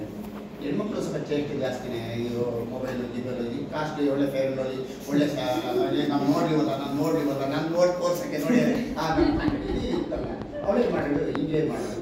ನಾನು ಏನಮ್ಮ ಮ್ಯಾಕೆ ಎಬ್ಬಿಸ್ತೀವಿ. ಎದ್ದ ಮೇಲೆ ಬಡವರು ಹುಡುಗಿರು ಅವ್ರ ಚೇಷ್ಟೆ ಆಗಿಬಿಟ್ಟು ಬಡವರು ಹುಡುಗಿ ಎಬ್ಬಿಸಿ ಒಳಗೆ ಎರಿವಾಗಲಿ ಎಬ್ಬಿಸಿ ಎದಳಮ್ಮ. ನಿಮ್ಮ ದೇಹ ಎಲ್ಲ ಇಲ್ಲೇ ಬಿಡ್ರಿ, ನಿಮ್ಮ ದೇಹ ಕಾಲೇಜೊಳಗೆ ಇರಲಿ, ನಿಮ್ಮ ದೇಹ ಎಲ್ಲಿರಲಿ ಕಾಲೇಜೊಳಗೆ. ನಿಮ್ಮೆಲ್ಲ ಮನಸ್ಸುಗಳನ್ನ ಮನೆಗೆ ತಗೊಂಡು ಹೋಗ್ರಮ್ಮ. ನೀವೆಲ್ಲ ಮನಸ್ಸುಗಳನ್ನ ಏನು ಮಾಡಿ ಮನೆಗೆ ಯಾಕಂದ್ರೆ ಒಡೆಯಂಗಿಲ್ಲ. ಬಾಯಿ ಬಂದಂಗೆ ಮೇಸ್ಟ್ ಬೈದ್ಬಿಟ್ಟು ಆಗೋರು ಕೇಸ ನೀನು ಅವಳ ಕೇಳಕ್ಕೆ ಗೊತ್ತಲ್ಲ. ಪೇರೆಂಟ್ಸ್ ಏನು ಬಿಡಿಸಿದೆ ಇವೆಲ್ಲ ಹೋಗಿದ್ರೆ ಮನೆಗೆ. ನಿಮ್ಮ ಮನೆ ಕೋಣೆ ನೋಡಿ, ನಿಮ್ಮ ಮನೆ ನೀರು ಮನೆ ನೋಡಿ, ನಿಮ್ಮ ಮನೆ ಪಟ್ಶಾಲೆ ನೋಡಿ, ನಿಮ್ಮ ಅಪ್ಪನ ನೆನೆಸ್ಕೊಳ್ಳಿ, ನಿಮ್ಮ ಅಮ್ಮನ ನೆನೆಸ್ಕೊಳ್ಳಿ.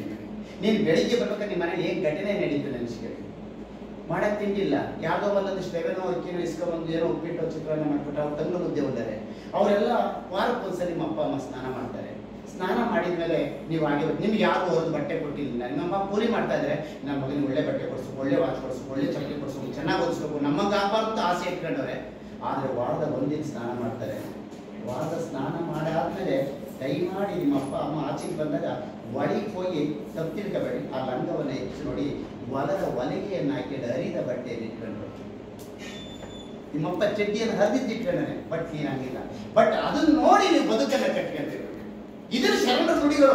ನೀನು ಎದ್ಬಿಟ್ಟು ಎದಳ ಮ್ಯಾಕ್ ಆಚೆಗೆ ಹೋಗೋದ್ರೆ ಏನು ಪ್ರಯೋಜನ ಇಲ್ಲ. ಇನ್ನು ಆಚೆಗೆ ಹೋದ್ರೆ ನಾನು ರೋಡಿಸಮ್ ಮಾಡಿದ್ರೆ ಕೆಟ್ಟ ಕೆರಡೋದು ಅವ್ನು ಪರಿವರ್ತನೆ ಮಾಡಬೇಕು. ನಿಜವಾಗ್ಲೂ ಆಚೆಗೆ ಬರೋದು ಸರ್ ಏನು ಸರ್ ನಮಗೆ ಸಂತೋಷ ಸರ್. ಎಷ್ಟು ಹೌದೇನ್ರಿ, ಅವನಿಗೆ ತನ್ನ ಕಡೆ ಕೆಳಕಳ್ತಕ್ಕಂಥ ಸಾಮರ್ಥ್ಯ ಬೇಕು. ನಾವು ರೋಗಿ ಆದನು ಅಸಹ್ಯ ಮುಟ್ಟಿ ಬಿಡ್ಬೇಕು. ಅವ್ನಿಗೆ ಏನಾಗಬೇಕು ಎಂದು ಬಿಡು. ನೀನು ನೋಡ್ಬೇಕು ರೋಗಿಗಳು ಎಷ್ಟು ಪ್ರಾಮಾಣಿಕವಾಗಿ ಸೇವೆಯನ್ನು ಮಾಡ್ತಾರೆ ಡಾಕ್ಟರ್ಗಳು ಅಂದ್ರೆ. ನಿಜವಾಗ್ಲೂ ಅದು ತಂದೆ ತಾಯಿಯರನ್ನ ತನು ಮನ ಧನವನ್ನ ಎಲ್ಲವನ್ನ ರೋಗಿಗಾಗಿ ಮೀಸಲು. ನೀವು ಅವ್ರ ಜೊತೆ ಕೈ ಜೋಡಿಸಿದ್ರೆ ಮಾತ್ರ ಈ ಬಿಲ್ಡಿಂಗ್ ಏನೇಳಿ ಶೋಭೆ, ತಾಲೂಕಿಗೇನು ಜಿಲ್ಲೆಯಲ್ಲೇನು ಅವ್ರು ಏನೋ ಆಸೆ ಇಟ್ಕೊಂಡು ಹೊರಟವ್ರೆ. ಆಸೆಯನ್ನ ಗುರಿಯನ್ನು ಇಟ್ಕೊಂಡಿದೆ ಒಂದು ದೊಡ್ಡ.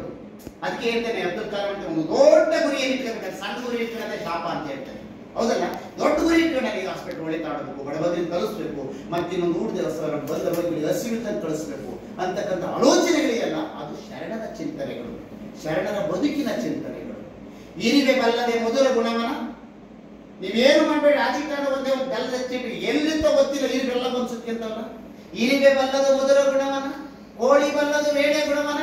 ನಾವೆಲ್ಲ ಮನೆ ಎತ್ತಿ 5 ಗಂಟೆ ಕೊಕ್ಕೋತೆ ಅಕ್ಕಿನ ಮುಂದೆ ದೊಡ್ಡ ಬೆಳೆದೈತೆ 4 ಗಂಟೆ ಎತ್ತೀವಿ ಕೊಕ್ಕೋ ನೋಡಿ. ಕೋಳಿ ಬಲ್ಲದು ವೇಳೆ ಗುಣವನ, ಕಾಗೆ ಬಲ್ಲದು ಗೋತ್ರದ ಗುಣವನ. ಕಾಗೆ ಗೂಡ್ಗೋಗಿ ಕೋಗಿಲೆ ಕಾವು ಕೊಟ್ಟು ಮರಿ ಮಾಡ್ತಾ ಇದ್ದಾರೆ. ಕೂಕ್ಕೆ ತೆಗೆದು ಕಾಗೆ ಎಲ್ಲ ಕೋಗಿಲೆ ಅಂತೇಳಿ ಓಡಿಸ್ತಾ ಕಚ್ಚಿ ಗೊತ್ತೇ ಹೋಗ್ತಿದ್ವು ವಚನ. ಇರಿವೆ ಬಲ್ಲದ ಮೊದಲ ಗುಣವನ, ಕೋಳಿ ಬಲ್ಲದು ವೇಳೆ ಗುಣವನ, ಕಾಗೆ ಬಲ್ಲದು ಗೋತ್ರದ ಗುಣವನ. ಮಾನವನಾಗಿ ತನ್ನನ್ನು ತಾನು ಅರಿತುಕೊಳ್ಳದಿದ್ದರೆ ಕೋಳಿ ಕಾಗೆಗೆ ಕಡೆ ಕಾಣುವ ಈಶ್ವರ ಎಂತ ಮಾತು. ನಮಗೊಂದು ಅವಕಾಶ ಕೊಡಿರಿ. ನಿಮ್ ಜೊತೆಲಿ ಎಷ್ಟು ಜನ ಓದಿರೋ ಗೊತ್ತಿಲ್ಲ. 1ನೇ ಕ್ಲಾಸಿಂದ ನೀವು ಎಷ್ಟು ವರ್ಷ ಈಗ ಎಷ್ಟು ಓದಿ ಗೊತ್ತಿಲ್ಲ. ನಿಮ್ ಜೊತೆಲಿ ಓದ್ತಿರಲ್ಲ ನಡ್ಸಾಕಾಗಿಲ್ಲ. ನಿಮ್ ಜೊತೆಲಿ ಓದ್ತಿರಲ್ಲ ಈ ಕ್ಷೇತ್ರ ಬರಕಾಗಿಲ್ಲ. ನಿಮ್ಗೆ ಈ ಕ್ಷೇತ್ರ ಸಿಕ್ಕಿದೆ ಅದೇ ಪುಣ್ಯ. ಮೇಸ್ಟ್ರಿ ಕೆಲಸ ಸಿಕ್ತು ಅಂತ ಮೇಸ್ಟ್ರಿಗೆ ಖುಷಿ ಪಡೋದಲ್ಲ. ಮೇಸ್ಟ್ರಿ ಕೆಲಸವನ್ನ ಎಷ್ಟು ಪ್ರಾಮಾಣಿಕವಾಗಿ ಮಾಡ್ತೀವಿ ಅದು ಬಹಳ ಮುಖ್ಯ. ಎಲ್ಲ ಮೇಸ್ಟ್ರು ಕೊಡುದಿಲ್ಲ, ಎಲ್ಲರಿಗೂ ಸನ್ಮಾನ ಮಾಡಲ್ಲ, ಎಲ್ಲರಿಗೂ ಗುರ್ಸಕ್ಕೆ ಹೋಗಲ್ಲ. ನಾನು ಲೆಕ್ಚರರು, ಪೊಲಿಟಿಕಲ್ ಲೆಕ್ಚರರು. ನಾನು ಇಡೀ ಕಾಲೇಜಿನ ಸ್ಟೂಡೆಂಟು, ಪ್ರಿನ್ಸಿಪಲ್ ಏನ್ ಸ್ಟೂಡೆಂಟು. ನನ್ನ ಕಾಲೇಜಿನ 300 ಜನ ಅಷ್ಟೇ, first year second year final year 300 ಜನ 100 ಜನ 900 800 ಇಡೀ ನನ್ನ ಕಾಲೇಜಿನ ಸ್ಟೂಡೆಂಟು. ಪ್ರಿನ್ಸಿಪಲ್ ಯಾರು ಗೊತ್ತಿಲ್ಲ. ನಾನು ನೇರವಾಗಿ ಕಾಮರ್ಸ್ ಸೈನ್ಸ್ ನಡೀತಿದ್ದೆ, ಕ್ಲಾಸ್ ನಡೀಲಿಲ್ಲ ಅಂದ್ರೆ ದಿಢೀರ್ನ ಅಟ್ಯಾಕ್ ಮಾಡಿವೆ. ಯಾರು ಕ್ಲಾಸ್ ಯಾಕೆ ತಗೊಂಡಿಲ್ಲ ನೀವು ಸ್ಟೂಡೆಂಟ್ ಕಾರಣೆಲ್ಲ ಓಡಾಡಕ್ಕೆಲ್ಲ ಲೈಬ್ರರಿಗೆ ಹೋಗ್ರಿ. 1,100 ಜನ ಕುತ್ಕೊಂಡು ಹೋದ್ರಿ ಲೈಬ್ರರಿಯ. ನನ್ನದು ಎಂಬತಕ್ಕಂಥ ಪ್ರೀತಿ ಇರಬೇಕು. ಇದು ನನ್ನದು, ಇದು ನಮ್ಮದು, ಇದು ನಮ್ಮ ಸಂಪತ್ತು, ನಮ್ಮ ಮಕ್ಕಳನ್ನ ಬರಬೇಕು. ಆಗ ಮಾತ್ರ ಅಯ್ಯೋ ಬಿಡಿಸೋದು. ನಾನು ಹೇಳಿದ ಮನೆ ಹೊರಬೇಕಾರೆ ಸ್ಟೈಲ್ ಕಾಡ್ಬಿಟ್ಟು ಸಾಕು, 30 ಬಿಡಿಕೆ ಕರಬಿಟ್ರೆ ಯಾರು ಬಂದ್ಬಿಟ್ಟು ಒಂದು 12 ಟೀ ಕುಡಿಕೊಂಡ್ಬಿಟ್ಟು ಒಂದು 12 ಇದೆಲ್ಲ ಏನೋ ಮಾಡ್ಕೊಂಡ್ಬಿಟ್ಟು ಸೀರೆ ಹೋಗ್ಬಿಡೋಣ ಅಂತ. ಅದು ಒಂದು ಗುಂಪಿತ್ತು, ಅದು ಒಂದು ಗುಂಪು. ಇವತ್ತು ಪ್ರಿನ್ಸಿಪಲ್ ಬರೋದು ಸಾಕು, ಪ್ರಿನ್ಸಿಪಲ್ ನಾಳೆಗೆ ಬರಲ್ಲ ಅಂತ ಏನೋ ಗೊತ್ತಾದ್ರೆ 8 9 ಗಂಟೆ ಕ್ಲಾಸಿಗೆ ಬರೋದು 10 ವರ್ಷ ಬಸ್ ಮಿಸ್ ಆಗೋದು. ಅದಕ್ಕೆ ಕೆಲವು ಪ್ರಿನ್ಸಿಪಲ್ ಹೇಳ್ದಂಗೆ ಹೋಗ್ಬೇಕು. ಉರ್ದು ಬೆಳಗ್ಗೆ ಬಿಟ್ರೆ ಎಲ್ಲ ಬೆಳಿಗ್ಗೆ ಕ್ಲಾಸ್ ಇಲ್ಲ. ಕಾಲೇಜನ್ನ ಜೀವಂತಿಕೆಯಿಂದ ಉಳಿಸ್ಬೇಕಾದ ಲೆಕ್ಚರರು, ಹಾಸ್ಪಿಟಲ್ನ ಜೀವಂತಿಕೆಯಿಂದ ಉಳಿಸ್ಬೇಕಾದ ನರ್ಸರು. ಹಾಸ್ಪಿಟಲ್ ಜೀವಂತಿಕೆಯನ್ನು ತುಂಬ ಡಾಕ್ಟರ್ ಅಲ್ರಿ. ಡಾಕ್ಟರ್ ಯಾವಾಗ ಒಂದು ಗಂಟೆ ನಾವು ಮೈನ್ ಇಂಪಾರ್ಟೆಂಟ್ ರೋಲ್ ಅವ್ರಿಗೆ ಇರ್ಬೋದು, ಬಟ್ ಆ ಇಂಪಾರ್ಟೆಂಟ್ ರೋಲ್ಗೆ ಜೀವವನ್ನು ತುಂಬಬೇಕು. ಅಥವಾ ಡಾಕ್ಟರ್ ಇದ್ರು ಎಷ್ಟು ಹೆಲ್ಪ್ ಮಾಡ್ತಾರೆ ಮರೆ ಅಂತಕ್ಕಂಥ ಕಾನ್ಸೆಪ್ಟ್ ಅನ್ನು ತುಂಬುವಂತ ಜ್ಞಾನವನ್ನು ನಮ್ಗೆ ಸಂಬಳಕ್ಕೋಸ್ಕರ ಸರ್ವಪಲ್ಲಿ ರಾಧಾಕೃಷ್ಣನು, ರಾಜೇಂದ್ರ ಪ್ರಸಾದ್ ಇವರೆಲ್ಲ ಹೆಸರು ಯಾಕೆ ಬುದ್ಧದ್ದು ಯಾಕೆ ಹೋಗಿದೆ, ಬಸವಣ್ಣ ಮುಂದೆ ನಮ್ಮ ಮಾತು ಹೇಳಿಲ್ಲ. ಬಸವಣ್ಣ ಅಷ್ಟಾದ್ಮೇಲೆ ಹೇಳಿದಲ್ಲ, ದೇವರು ಒಬ್ಬನೇನಂತ ಹೇಳಿದೆ. ಮತ್ತೆ ದೇವರು ಎಲ್ಲಿದ್ದಾರೆ? ಬಡವರಲ್ಲಿದ್ದಾನೆ. ಅವನು ಮಕ್ಕೆ ಚಕ್ರಾಬಿಟ್ಟಿದೆ, ಹಸಿವು ತೃಷೆ. ದೇವ್ರ ಬಂದು ಹಿಂಗಾಗ್ತೇನ್ರಿ, ದೇವ್ರ ತಿಲ್ಲ. ಸಂಗಮೇಶ ಅವ್ರ ಅಮ್ಮ ಆಶ್ಚರ್ಯ ಆದ್ರು. ಸಂಗಮೇಶ ಯಾರ ಕಂಡ? ಹೊಟ್ಟೆ ದುಃಖಿಕ್ಕಿದವನ ಹಸಿದ ಕೃಷಿಯಲ್ಲಿದ್ದವನಲ್ಲಿ ಸಂಗಮೇಶ ಕೊಟ್ಟು ಬಂದ್ಬಿಡ್ತಾನೆ. ಅವ್ರ ಅಮ್ಮ ಖುಷಿ ಆಗೋಗ್ಬಿಡ್ತದೆ. ಮತ್ತೆ ಮುಂದುವರಿತಾನೆ. 8 ವರ್ಷ ಬಾಲ್ಯ. ಅಕ್ಕ ನಾಗರಾಮಿಗೆ ಜೊತೆಲಿ ಆಟ ಆಡ್ತಾ ಇರ್ತಾನೆ. ಕಡಿಮೆ ಇರ್ತಾರೆ ಅಕ್ಕ ಅಂದ್ರೆ ಗೊತ್ತಲ್ಲ, ಸದೃವಾಗಿರ್ತಿದ್ರು, ಎಲ್ಲ ಪ್ರೀತಿಯಿಂದ ಇರ್ತಿದ್ರು. ಸದೃವಾಗಿದ್ದಾಗ ಆಟ ಆಡ್ತಿರ್ತಾನೆ. ಒಂದು 10 ನಿಮಿಷ ಬಳಿಕ ಹೋಗ್ಬಿಡ್ತಾನೆ. ಒಂದು 5 ನಿಮಿಷ ಹೋದ ನೀರಪ್ಪರ ಕಡೆಗೆ ಅಂತ ತಿರುಗಿ ಮುಟ್ಟಕ್ಕೆ ಹೋಗ್ತಾನೆ. ಅವಳು ಅಕ್ಕ ಮುಟ್ಬೇಡ ನಾನು ಹೊರಗಾಗಿದ್ದೀನಿ, ನಾನು ಸೂತಕ ಆಗಿದ್ದೀನಿ. ಅಲ್ಲ ಅಕ್ಕ, ನಾನು ಈಗಿನ ತೊಡೆ ಮೇಲೆ ಕೂತ್ಕೊಂಡು ಆಟ ಆಡಿದ್ದೀನಿ, ಈಗ ಮುಟ್ಬೇಡ ಅಂತಾರೆ. ದಯಮಾಡಿದ್ದೀನಿ, ಯಾಕೆ ಹೇಳ್ತಿದ್ದೀನಿ ತಿಳ್ಕೋಬೇಕು. ಯಾಕೆ ಅಂತ ಇಲ್ಲ, ಈ ಸಮಾಜ, ಈ ಧರ್ಮ, ಈ ಶಾಸ್ತ್ರಗಳು ಸ್ತ್ರೀಯನ್ನ ಶೋಷಣೆಯಿಂದ ಏನು ಅತ್ಯಂತ ಕೀಳಾಗಿ ಕಾಣ್ತಾ ಇದ್ದಾವೆ. ಹೆಣ್ಣಿಗೆ ಯಾವ ಸ್ವತಂತ್ರ ಇಲ್ಲ ಅಂತಕ್ಕಂಥ ಮಾತನ್ನು ಹೇಳ್ತಾರೆ. ಆಗ ಅಮ್ಮ ತಗೋತೇನೆ, ಅಮ್ಮ ಏನಮ್ಮ ಇದು ಸೂತಕ, ಏನಮ್ಮ ಹೊರಗಾಗುವುದು? ಈಗ ನನ್ನ ಅಕ್ಕ ನನ್ನ ಜೊತೆಯಲ್ಲಿದ್ದು ಈಗ ಮುಟ್ಬಿಟ್ಟು ಇಲ್ಲ, ನಮ್ಮ ಧರ್ಮಶಾಸ್ತ್ರ ಮುಟ್ಟಾಗಿಲ್ಲ, ಹಾಗೆ ಇಲ್ಲ ಅಂತ. ಆಗಲೇ ಅವನಿಗೆ ಆಲೋಚನೆ ಬರ್ತದೆ, ಈ ಧರ್ಮದ ಕಲ್ಪನೆ ಇದೆಯಲ್ಲ, ತಪ್ಪು ಕಲ್ಪನೆಯನ್ನ. ನಂತರ ಅದೇ ಕಾಲಘಟ್ಟದಲ್ಲಿ ಅವನಿಗೆ ಜನಿವಾರವನ್ನು ಹಾಕೋದಕ್ಕೆ ಪ್ರಯತ್ನ ಮಾಡ್ತಾರೆ ಬ್ರಾಹ್ಮಣರಲ್ಲಿ. ಬಸವಣ್ಣನಿಗೆ ಜನಿವಾರ ನಿಗ್ರಹಿಸಾಗ್ತದೆ. ಆಗ ನನಗೆ ಕೇಳ್ತಾರೆ, ನನಗಿನ್ನ ದೊಡ್ಡವಳು ನನ್ನ ಅಕ್ಕನಿಗಿಲ್ಲದ ಜನಿವಾರ ನನಗೆ ಏಕೆ ಅಂತೇಳಿ ಪ್ರಶ್ನೆ ಮಾಡ್ತಾರೆ. ಅರ್ಥ ಆಯ್ತಾ? ಆಗ ಇಲ್ಲ, ಹೆಣ್ಣು ಮಕ್ಕಳಿಗೆ ಜನಿವಾರವನ್ನು ಹಾಕಂಗಿಲ್ಲ, ಅವರು ಹರಿದಾಗಲ್ಲ, ಅದಕ್ಕೆ ಭಾಗ್ಯರಲ್ಲ ಅಂತ ಹೇಳಿದಾಗ, ಹೆಣ್ಣಿಗೆ ನನ್ನ ಅಕ್ಕನಿಗಿಲ್ಲದ ನನ್ನ ಭಾಗ್ಯ ನನಗೇಕೆ ಅಂತೇಳಿ ಈ ಸಮಾಜದಲ್ಲಿ ಶ್ರೀ ಶೋಷಣೆ, ಬಡತನ, ಹಸಿವು, ಕೃಷಿಯಲ್ಲಿದ್ದನ್ನು ಕಡೆಗಣಿಸಿದ್ದು, ಈ ಅಜ್ಞಾನ ಅಂಧಕಾರವನ್ನು ನೋಡಿ ಮನೆಯನ್ನು ಬಿಟ್ಟು ಹೊರಡ್ತಾನ ಬಸವಣ್ಣ. ಅರ್ಥ ಆಯ್ತಾ? ಬಸವಣ್ಣ ಮನೆಯನ್ನು ಬಿಟ್ಟು ಚಿಕ್ಕ ವಯಸ್ಸಲ್ಲಿ ಹೊರಟು ಸಮಾಜದ ಮುಖಿಯಾಗಿ ಚಿಂತನೆಯನ್ನು ಮಾಡ್ತಾರೆ. ಬುದ್ಧ ಮಾಡಿದ್ವರೆ ಬುದ್ಧ ಏನು ಮಾಡಲಿ ಗೊತ್ತಾಗ, ಒಂದು ಬೋಧಿ ವೃಕ್ಷದ ಕುರಿತ ತಪಸ್ಸು ಮಾಡ್ತಾನೆ. ಅವನು ಬೋಧಿ ವೃಕ್ಷ ಬುದ್ಧದಿಂದ ಒಂದು ಹೆಜ್ಜೆ ಮುಂದೆ ಹೋಗ್ತಾನೆ ಬಸವಣ್ಣ ಜನರೊಳಗೆ ಎದ್ದುಕೊಂಡೆ, ಜನರ ತಪ್ಪುಗಳನ್ನು ಕಂಡುಕೊಂಡೆ, ಜನರನ್ನ ತಿದ್ದುವಂತ ಕೆಲಸ ಮಾಡಿದ ದೊಡ್ಡ ಮಹಾನ್ ಶರಣನಾಗ್ತಾನೆ. ದಯಮಾಡಿ ಇಷ್ಟೇ, ಬುದ್ಧ ಮಹಾನ್ ಜ್ಞಾನಿ, ಮಹಾನ್ ಭಕ್ತ, ಮಹಾನ್ ಸಮಾಜ ಕಳಕಳಿ ಇರ್ತಕ್ಕಂಥದ್ದು. ಏನೆಲ್ಲವನ್ನು ಹೇಳ್ತಾರೆ, ಕಳ್ತನ ಮಾಡಬೇಡಿ, ಸುಳ್ತನ ಮಾಡಬೇಡಿ, ಮೋಸ ಮಾಡಬೇಡಿ, ಅನ್ಯಾಯ ಮಾಡಬೇಡಿ, ಆಸೆ ಪಡಬೇಡಿ, ಎಲ್ಲವನ್ನೂ ಹೇಳ್ತಾರೆ. ಬಟ್ ಹೇಳಿದೆ ಅಷ್ಟೇ, ಬಸವಣ್ಣ ಮಾಡ್ತಲೇ ತಾನು ಅನುಸರಿಸಿಕೊಂಡು ಮಾಡಿದ ಈ ಶರಣ. ದಯಮಾಡಿ ಅಕ್ಕನ ಅಕ್ಕಮಹಾದೇವಿಗೆ ಒಂದು ವಚನವನ್ನು ಹೇಳ್ತೀನಿ. ಅಕ್ಕನ ಬದುಕು ಇವತ್ತಿನ್ನೂ ಹುಟ್ಟಿಲ್ಲ. ಅಕ್ಕನಂತ ಮಹಾದೇವಿ, ಅಕ್ಕ ಮಹಾದೇವಿ ಅಂತ ಶರಣೆ ಇನ್ನೂ ಹುಟ್ಟಿಲ್ಲಮ್ಮ, ಶರಣೆ ಹುಟ್ಟಿಲ್ಲ. ಈ ಕಾಲದಲ್ಲೇ ಮಹಿಳೆಯರಿಗೆ ಇನ್ನೂ ಎಷ್ಟು ಸ್ವತಂತ್ರ ಇಲ್ಲ, ಒಂದು ಲೇಖನ ಬರೆಯಂಗಿಲ್ಲ, ಒಂದು ಪುಸ್ತಕ ಬರೆಯಂಗಿಲ್ಲ, ಏನಾದ್ರು ಜೋರ ಮಾಡಿ. ಹೌದಲ್ಲ, ಇವತ್ತು ಇಷ್ಟು ಹಿಂಸೆ ಇದೆ, ಇವತ್ತು ಏನು ಅತ್ಯಾಚಾರಗಳು, ಕೊಲೆಗಳು ನಡೀತಾನೆ ಇದ್ದಾವೆ. ಹೌದಲ್ಲ, ವೈದಿಕ ಆ ಕಾಲಘಟ್ಟದಲ್ಲಿ ಒಂದು ಹೆಣ್ಣು ವಚನ ಸಾಹಿತ್ಯದ ಮೂಲಕ ಸಮಾಜವನ್ನು ತಿದ್ದುವಂತ ಕೆಲಸ ಮಾಡಿದಾಗ ಎಷ್ಟು ಟೀಕೆಗೊಳಗಾಗಿರಬಾರ್ದು. ಅವಳು ಚನ್ನಮಲ್ಲಿಕಾರ್ಜುನ ಹುಡುಕಿಡೋದಾಗ ಅಕ್ಕ ಕೇಳವ ನಾನೊಂದ ಕನಸ ಕಂಡೆ, ಅಕ್ಕಿ ಒಳಗೆ ಸೇರು ಬೇರೆ ಕಂಡಿ ಅಂತ ವಚನವನ್ನು ಹೇಳಿಕೊಂಡು ಹೋಗ್ತಾಳಲ್ಲ, ಆ ಕಾಲಘಟ್ಟದಲ್ಲಿ ಎಷ್ಟು ನೋವುಂಡಿರ್ಬೇಕು ಅವಳು. ಆದರೂ ಸಹ ಸ್ತ್ರೀಯರ ಸ್ವತಂತ್ರಕ್ಕೋಸ್ಕರ ಹೋರಾಟ ಮಾಡ್ತಿದ್ದ ಬಸವ ಮತ್ತು ಅಲ್ಲಮ್ಮ ಸಿದ್ದರಾಮರಿಗೆ ಒಂದು ಶಕ್ತಿಯಾಗಿ ನಿಂತುಕೊಟ್ಟು ಅವ್ರು ಹೇಳ್ತಾರೆ, ಬದುಕಿನ ಉದ್ದಕ್ಕೂ ಹಸಿವೆ ನಿಲ್ಲು, ಕಾಮವೇ ನಿಲ್ಲು, ಕ್ರೋಧವೇ ನಿಲ್ಲು, ಮದವೇ ನಿಲ್ಲು, ಮಚ್ಚರವೇ ನಿಲ್ಲು, ಷಡ್ವರ್ಗಾದಿಗಳೇ ನಿಲ್ಲೆ, ನಾನು ಅವಸರದ ಚನ್ನಮಲ್ಲಿಕಾರ್ಜುನ ಓಲೆಯನ್ನು ಕೊಂಡೊಯ್ತೀನಿ ಅಂತ. ನಿಮ್ಗೆ ಹಸಿವು, ತೃಷೆ ಏನೆಲ್ಲ ಬಂದರೂ ಸಹ ಅವನು ಬದಿ ಗೊತ್ತಿ ಸೇವೆಯನ್ನು ಮಾಡಬೇಕು. ನಾವು ಎಲ್ಲಿಗೆ ಅಪ್ಲೈ ಮಾಡ್ತಿರ್ತೀವಲ್ಲ ವಚನಗಳಿಗೆ, ಅದು ಬಹಳ ಮುಖ್ಯ ಅಂತಕ್ಕಂಥದ್ದು. ಇದು ಬಹಳ ದೊಡ್ಡ ಚಿಂತನೆ, ಆಲೋಚನೆ ಆಗಬೇಕು. ಅದಕ್ಕೋಸ್ಕರ ಇವನ ಆರವಾಕ್ಕೆ ಹೆಣ್ಣನ ಕುರಿತು ಸಿದ್ದರಾಮಣ್ಣ ಒಂದು ವಚನ ಹೇಳ್ತಾರೆ. ಹೆಣ್ಣು ನೀವು ಬರೀ ಹೆಣ್ಮಕ್ಳಲ್ಲಮ್ಮ, ನೀವು ಬರೀ ಹೆಣ್ಣಲ್ಲ. ಅವ್ರು ಹೇಳ್ತಾರೆ, ಶರಣರು ಹೇಳಿ ಫಸ್ಟ್ ಹೆಣ್ಣನ್ನ ನಾವು ಯಾರು ಪೂಜಿಸ್ತೀವೋ ಪುರುಷರು ಗೊತ್ತಿಲ್ಲ, ಪ್ರತಿಯೊಬ್ಬನು ಬಸವಣ್ಣನನ್ನ, ಸಿದ್ದರಾಮನನ್ನ, ಅಕ್ಕನನ್ನ, ಅಲ್ಲಮ್ಮನನ್ನ ನಡಿಬೇಕು ದಾಸಿ. ಯಾಕೆಂದ್ರೆ ಹೆಣ್ಣಿಗೆ ಸ್ವತಂತ್ರವನ್ನು ಕೊಡುವ ಚಿಂತನೆ, ಆಲೋಚನೆಯನ್ನ ಮಾಡಿದವರು ಶರಣರು. ಹೆಣ್ಣು ಎತ್ತೆ ಸಿದ್ದರಾಮಣ್ಣ ಒಂದು ಹೇಳ್ತಾರೆ, ತಾ ಮಾಡಿದೇನ ತನ್ನ ತಲೆಯಲ್ಲಿ ನಿಂತು, ತಾ ಮಾಡಿದೇನ ತನ್ನ ತೊಡೆಯಲ್ಲಿ ನಿಂತು, ತಾ ಮಾಡಿದೇನು ಬ್ರಹ್ಮನ ನಾಲಿಗೆಯಲ್ಲಿ ನಿಂತು, ತಾ ಮಾಡಿದೇನು ನಾರಾಯಣನ ಎದೆಯಲ್ಲಿ ನಿಂತು. ಹೆಣ್ಣು ಹೆಣ್ಣಲ್ಲ, ಹೆಣ್ಣು ರೆಕ್ಕ ಕಳಿಸಿಯಲ್ಲ, ಹೆಣ್ಣು ಸಾಕ್ಷಾತ್ ಕಳಿಸಿದ್ದ ಮಲ್ಲಿಕಾರ್ಜುನ. ಹೆಣ್ಣು ಎಂತ ಸ್ಥಾನ ಕೊಟ್ಟರೆ ಶರಣರು? ಗಂಗೆ, ಶಾರದೆ, ಲಕ್ಷ್ಮಿ, ಮತ್ತೆ ತೊಡೆ ಮೇಲೆ ಕೂತ್ಕೊಂತಾರ ಲಕ್ಷ್ಮಿ. ಹಿಂಗ್ ವರ್ಣನೆ ಮರೆ ಮಾಡಲಿಲ್ಲ. ಅವರು ಸ್ವತಂತ್ರವನ್ನು ಕೊಟ್ಟವರು ಶರಣರು 12ನೇ ಶತಮಾನದಲ್ಲಿ. ಇವತ್ತು ಹೆಣ್ಣು ಏನಾದರೂ ಇವತ್ತು ಸ್ವತಂತ್ರವಾಗಿ ಎಲ್ಲ ಕಡೆ ಚೇಲಾಡ್ತಿದೆ. ನಮಗೆ ಕಣಗೆ ಎಲ್ಲೂ ಬೇಡ. ಈಗ ಒಂದು 20-40 ವರ್ಷದ ಹಿಂದೆ ಕೇಳ್ತಿದ್ರಿ, ಹೆಣ್ಮಕ್ಳು ಹಿಂಗೆಲ್ಲ ಬಸ್ಸಾಗೆ ಕಾರಾಗೆ ಇಲ್ಲೆಲ್ಲ ಎಲ್ಲ ಆಫೀಸ್ಗಳಿಗೆಲ್ಲ ಇಲ್ಲ. ಬ್ಯಾಂಕ್ ಹೋದ್ರೆ ಬರೀ ಗಂಡಸ್ರೆ. ಇವತ್ತೇನಿಲ್ಲ, ಬ್ಯಾಂಕ್ ಹೋದ್ರೆ ಹೆಂಗಸ್ರು ಚೇರ್ ಹೇಳ್ತಾ ಕೂತ್ರೆ ರೀ ಯಾಕ್ರಿ ಹಳ್ಳಿ ಮರ್ದಮ್ಮ ಸಂಖ್ಯೆ 10 ಲಕ್ಷ ಕೊಟ್ಟಿದ್ದೀರಾ, ತುರ್ನಮ್ಮ ಸಂಖ್ಯೆ ಎಷ್ಟು ಕೊಟ್ಟಿದ್ದೀರಾ, ನಮ್ಗೊಂದು ಸಂಘ ಕೊಡ್ರಿ ದುಡ್ಡ ಅಂತ ಕೇಳುವಂತ ರೈಟ್ಸ್ ಇವತ್ತು ನೋಡಿದ್ದೀರಾ? ಇವತ್ತು ನೋಡಿದಿರಲ್ಲ. ಯಾವ ಅಮ್ಮನ ಸಂಖ್ಯೆ, ಬನಶಂಕರಿ ಅಮ್ಮನ ಸಂಖ್ಯೆ ನಮಗೆ ಕೊಡ್ರಿ ಸರ್ 50 ಲಕ್ಷ ನಾವು ಕಟ್ಟಲ್ವಾ, ನಾವು ಕಟ್ತೀವಿ ಕೊಡ್ರಿ ಅಂತ ಕೇಳುವಂತ ರೈಟ್ಸ್ ಅನ್ನ ಕೊಟ್ಟಿರ್ತಕ್ಕಂಥದ್ದು ಇವತ್ತು 12ನೇ ಶತಮಾನ. ಒಂದು ಕಾಲದಾಗ ಏನಾರ ಮನೆಯಲ್ಲಿ ಮದುವೆ ಮುಂಜಿ ಮನೆ ಕಾರ್ಯ ತೋಟ ಮನೆ ಅಂದ್ರೆ ಗಂಡಸು ಜೋವಾಗಿ ದುಡ್ಡು ತೆಗಿಬೇಕಾಗ್ತದೆ. ಎಲ್ಲ ಗಂಡಸು ಸುತ್ತಲ ಅಧಿಕಾರ. ಇವತ್ತೇನಾಗಲ್ಲ, ಎಷ್ಟೋ ಮನೆಗಳಿಗೆ ಹೋಗ್ಬಿಟ್ರೆ ಅಣ್ಣ ಎಲೆ ಸಾಲೇ ಬಂದು ಇಕ್ಕಿ ಸಾಲೇ ಬಂದು ಎಣ್ಣೆ ಸಾಲ ಲೇ ನಿಮ್ಮ ಮಕ್ಕಳು ಕೇಳೋತಾರೆ. ಅವಳು ಇಂಕಿ ಇಕ್ಕೊಂಡು ತಿರುಗಾಡ್ತಿರ್ತಾಳೆ. ಇವತ್ತು ಗಂಡಸ್ರಿಗಿನ ಹೆಂಗಸ್ರು ಇವತ್ತು ದರ್ಬಾರ್ ನೋಡಿದಿರಲ್ಲ. ಒಂದು 100 ರೂಪಾಯಿ ಬೇಕು ಅಂದ್ರೆ ನಿಮ್ಮ ಮಕ್ಕಳು ಕೇಳೋದು ಅಂತ ಇಲ್ಲ ಅಂತಾರೆ ಗಂಡಸ್ರು ಇವತ್ತು. ಅಂದ್ರೆ ಆ ರೈಟ್ಸ್ ಅನ್ನ ಕೊಟ್ಟವರು ಶರಣರು ಸಾಹಿತ್ಯದಲ್ಲಿ. ಶರಣರು ಸ್ತ್ರೀಯರಿಗೆ ಆ ಕೊಟ್ಟಿರೋ ಸ್ವತಂತ್ರವನ್ನ. ಅದಕ್ಕೆ ಬೀಚಿ ಒಂದು ಮಾತಾಡ್ತಾನೆ ನಾನು, ನಿಜವಾದ ನನಗೆ ಖುಷಿ ಆಗುತ್ತೆ.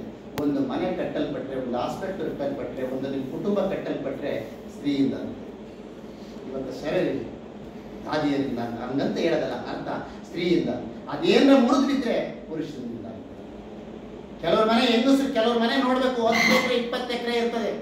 6 ತಿಂಗಳಿಗೆ ಅಕ್ಕಿ ಬೀಳಲ್ಲ, 6 ತಿಂಗಳಿಗೆ ಆಗಿರಲ್ಲ, 3 ತಿಂಗಳಿಗೆ ಇರಲ್ಲ. ಎಲ್ಲ ಮುಗಿದು ಕಂಡ್ರೆ ಮೇಲೆ ಸಾಲ ತರ್ತಿರ್ತಾರೆ. ಎಷ್ಟು ಎಕರೆ ಇದೆ? 10 ಎಕರೆ ಇದೆ. 2-3 ಎಕರೆ ಇದೆ ಅವ್ರದ್ದು. ಅವನು ಇನ್ನು 3 ವರ್ಷ ಮಳೆಯೋದ್ರು ಬೆಳೆದಿಕ್ಕೊಂಡವನೆ, 3 ವರ್ಷ ಮಳೆಯೋದ್ರೆ ಬೆಳೆದಿಕ್ಕೊಂಡವನೆ ಹೇಳ್ತಾರೆ. ಆಮೇಲೆ 10 ಎಕರೆ ಇದ್ದ ಮನೆಗೆ ಏನಾಗ್ಬಿಟ್ಟು ಒಂದು ಹೆಣ್ಮಗ್ ಬಂದ್ಬಿಡ್ತು. ಏನೇ ರಶ್ಮಿ ಬಂದ್ಬಿಟ್ಲು ಆ ಮನೆ ಸಸ್ಯಾಗಿ. ರಶ್ಮಿ ಬಂದ್ಬಿಟ್ಲು 6 ತಿಂಗಳು ಇರ್ತಿಲ್ಲ ಮನೇಲಿ. ಯಾವಾಗಲೂ ಬಡತನ ಏನಿದ್ರು ಸಹ 12 ಗಂಟೆ 9 ಗಂಟೆ 10 ಗಂಟೆಗಳು ಯಾವಾಗ ಕುಡಿದು ಬರೋದು ಏನೋ ಮಾಡಿದ್ರು. ರಶ್ಮಿ ಮನೆಗೆ ಹೋಗ್ತಿದ್ದಂಗೆ 1-2 ವರ್ಷ ಮನೆ ಕಂಟ್ರೋಲ್ ಇತ್ತಾಳು. ಮಾಮ ಯಾಕೆ ಮಾಮ ಇವೆಲ್ಲ ಮಾಡ್ತೀಯ, ಇದೆಲ್ಲ ಯಾಕೆ ಮಾಡ್ತೀರಿ, ಇದು ಯಾಕೆ ಹಂಗೆ ಮಾಡ್ತೀರಿ, ಹಿಂಗೆ ಮಾಡ್ತೀರಿ ಅಂತ ಹೇಳಿ ಮನೆಯನ್ನ ಒಂದು ಶುಭ್ರತೆಗೆ ತಂದು ಕೇಳ್ತಿದ್ರಿ. ಮನೆಯಲ್ಲೆಲ್ಲ ಇಪ್ಪತ್ತು ಗಾಡಿ ಎತ್ತು ಎಮ್ಮೆ ಎಲ್ಲ ಮಾರಿದ್ರು. ಒಂದಷ್ಟು ಗಾಡಿ ಕರ್ಸಿದ್ರು, ಒಂದಷ್ಟು ಹೆತ್ತು ಕರ್ಸಿದ್ರು, ಒಂದೊಂದು ತೊರೆ ಮನೆ ಕರ್ಸಿದ್ರು, ನೀರ್ ಮನೆ ಎಲ್ಲ ಮಾಡಿಸಿ ಆದ್ಮೇಲೆ ಮನೆ ಚೆನ್ನಾಗ್ಬಿಡ್ತು. ಅಯ್ಯೋ ನನ್ನ ತಂದೆ ರಶ್ಮಿ ಆ ಮನೆಗೆ ಬಂದೇ ಬಂದು ಕಣೆ, ಆ ಮನೆ ಬಂಗಾರ ಆಗ್ಬಿಡ್ತಲ್ಲ ಮರೆಯ. 8 ಗಂಟೆಗೆ ಎದ್ದೋಳು ಇವಾಗ 6 ಗಂಟೆಗೆ ತೋಟ ಹೋಗಿರಲ್ಲ ಮರೆಯ. ಕಂಡ ಮತ್ತೆ ಹೋಗಿ ಟೀ ಕುಡಿಯೋ, ಇವ್ರ ಮನೆ ಕಾಫಿ ಕುಡಿತಾರ. ಅವ್ರ ಮಾವ ನೋಡಕ್ ಆಗ್ತಿಲ್ಲ. ಹೆಂಗ ಹೋಗಿದ್ದೇವೆ ನೋಡ್ರಿ, ಮಾವ ಎಂತ ಡ್ರೆಸ್ ಹಾಕೊಂಡೈತೆ ನೋಡ್ರಿ, ಅವ್ನ ಗಂಟೆ ಹೆಂಗ ಪೆಪ್ಪೆ ಕರ್ನಾಟಕ ಅತ್ತೆ ನೋಡ್ರಿ ಹೆಂಗ ಅವಳು ಬಂದೇ ಬಂದು ಕಂಡ್ರೆ ಅವ್ರ ಮನೆ ಬಂಗಾರ ಆಗೋತು. ಅಂದ್ರೆ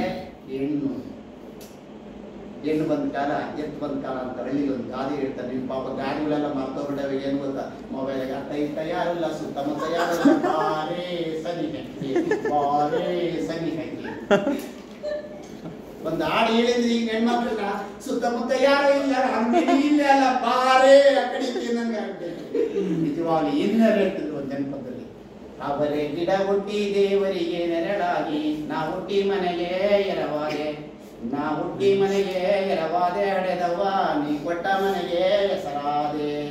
ನೋಡ್ರಿ, ಒಂದು ತಾವರೆ ಗಿಡ ದೇವರಿಗೆ ಮತ್ತು ಗುಡಿಗೆ ಬರ್ತದೆ. ಹೆಣ್ಣು ತಾನು ಹುಟ್ಟಿದ ಮನೆಗೆ ಬರ್ತಪ್ಪ.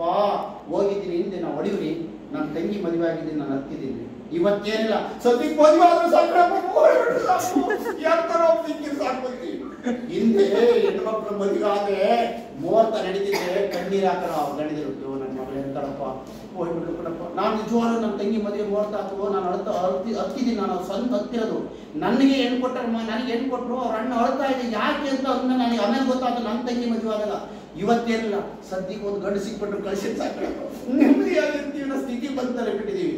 ಹಾಗಾಗಿ ತಾವರೇ ಗಿಡ ಹುಟ್ಟಿ ದೇವರಿಗೆ ನೆರಳಾಗಿ, ನಾ ಹುಟ್ಟಿ ಮನೆಗೆ ಎರವಾದೆ, ನೀ ಕೊಟ್ಟ ಮನೆಗೆ. ಇವತ್ತು ಯಾರ ಮನೆಗೆ ಯಾರು ಹೆಣ್ಣು ಕೊಟ್ರೆ ಯಪ್ಪ ತಂದ್ರು ಒಂದೇ ಬಾಗಿಂದ ಹೆಣ್ಣ ಇವ್ರ ಮನೆ ಬದುಕೋತಿ. ಇವತ್ತೇನಿಲ್ಲ, ತಂದ್ರು ತರಬೇಡ ಅವ್ರ ಮನೆ ಹಾಳಾಗೋಯ್ತು ಅಂತೀವಿ. ಆ ಸ್ಥಿತಿ ಬಂದ್ಬಿಟ್ಟಿದ್ವಿ. ಹೆಣ್ಣು ಇವತ್ತ ಈ ಹಾಡನ್ನ ಹಾಡಲಿಲ್ಲ. ಅತ್ತೆ ಮಾವರ ಪಾದ, ತಂದೆ ತಾಯಿಯ ಪಾದ, ಮತ್ತೆ ಗಂಡನ ಶ್ರೀಪಾದ, ಮತ್ತೆ ಗಂಡನ ಶ್ರೀಪಾದ ನೆನೆದರೆ ಬೆನ್ನ ಹಿಂದಿರುವುದು ಕೈಲಾಸ. ಕೈಲಾಸ ಎಲ್ಲಿರುವಂತೆ ಬಸವಣ್ಣ ಹೇಳಿದಕ್ಕೆ ಕಾಯಕವೇ ಕೈಲಾಸ. ನಾನು ಹೇಳಿದಲ್ಲ, ನಿಮ್ ಕಾಯಕ ಮಾಡೋ ಕೈಲಾಸ. ನಾನು ಹೇಳಿ ಕಳಬೇಡ ಕೊಲಬೇಡ ಇದು ಹೇಳಿದ ವಚನ ಈ 7 ಮಾಡ್ಬಿಟ್ಟು ದೇವ್ರು ನಮ್ಮ ಹತ್ರ ಇದ್ದಾನೆ. ಕೈಲಾಸ ಕಾಯಕ ಅಲ್ಲ ಅವ್ರ ದೃಷ್ಟಿಲಿ, ಕಾಯಕವೇ ಕೈಲಾಸ. ನಾವು ಮಾಡುವ ಕೆಲಸದಲ್ಲಿ ಕಾಯಕ. ಅವ್ರು ಹೇಳ್ತಾರೆ ಒಬ್ಬ ಅವರೇ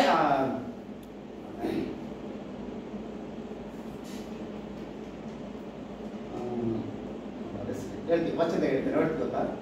ಗುರುಲಿಂಗ ಜಂಗಮವನ್ನಾದರೂ ಮರೆಯಬೇಕು, ಕಾಯಕದಲ್ಲಿ ನಿರತನಾದಡೆ ಗುರುಲಿಂಗ ಜಂಗಮ. ಯಾರ ಬಳಿ ನಮ್ಮ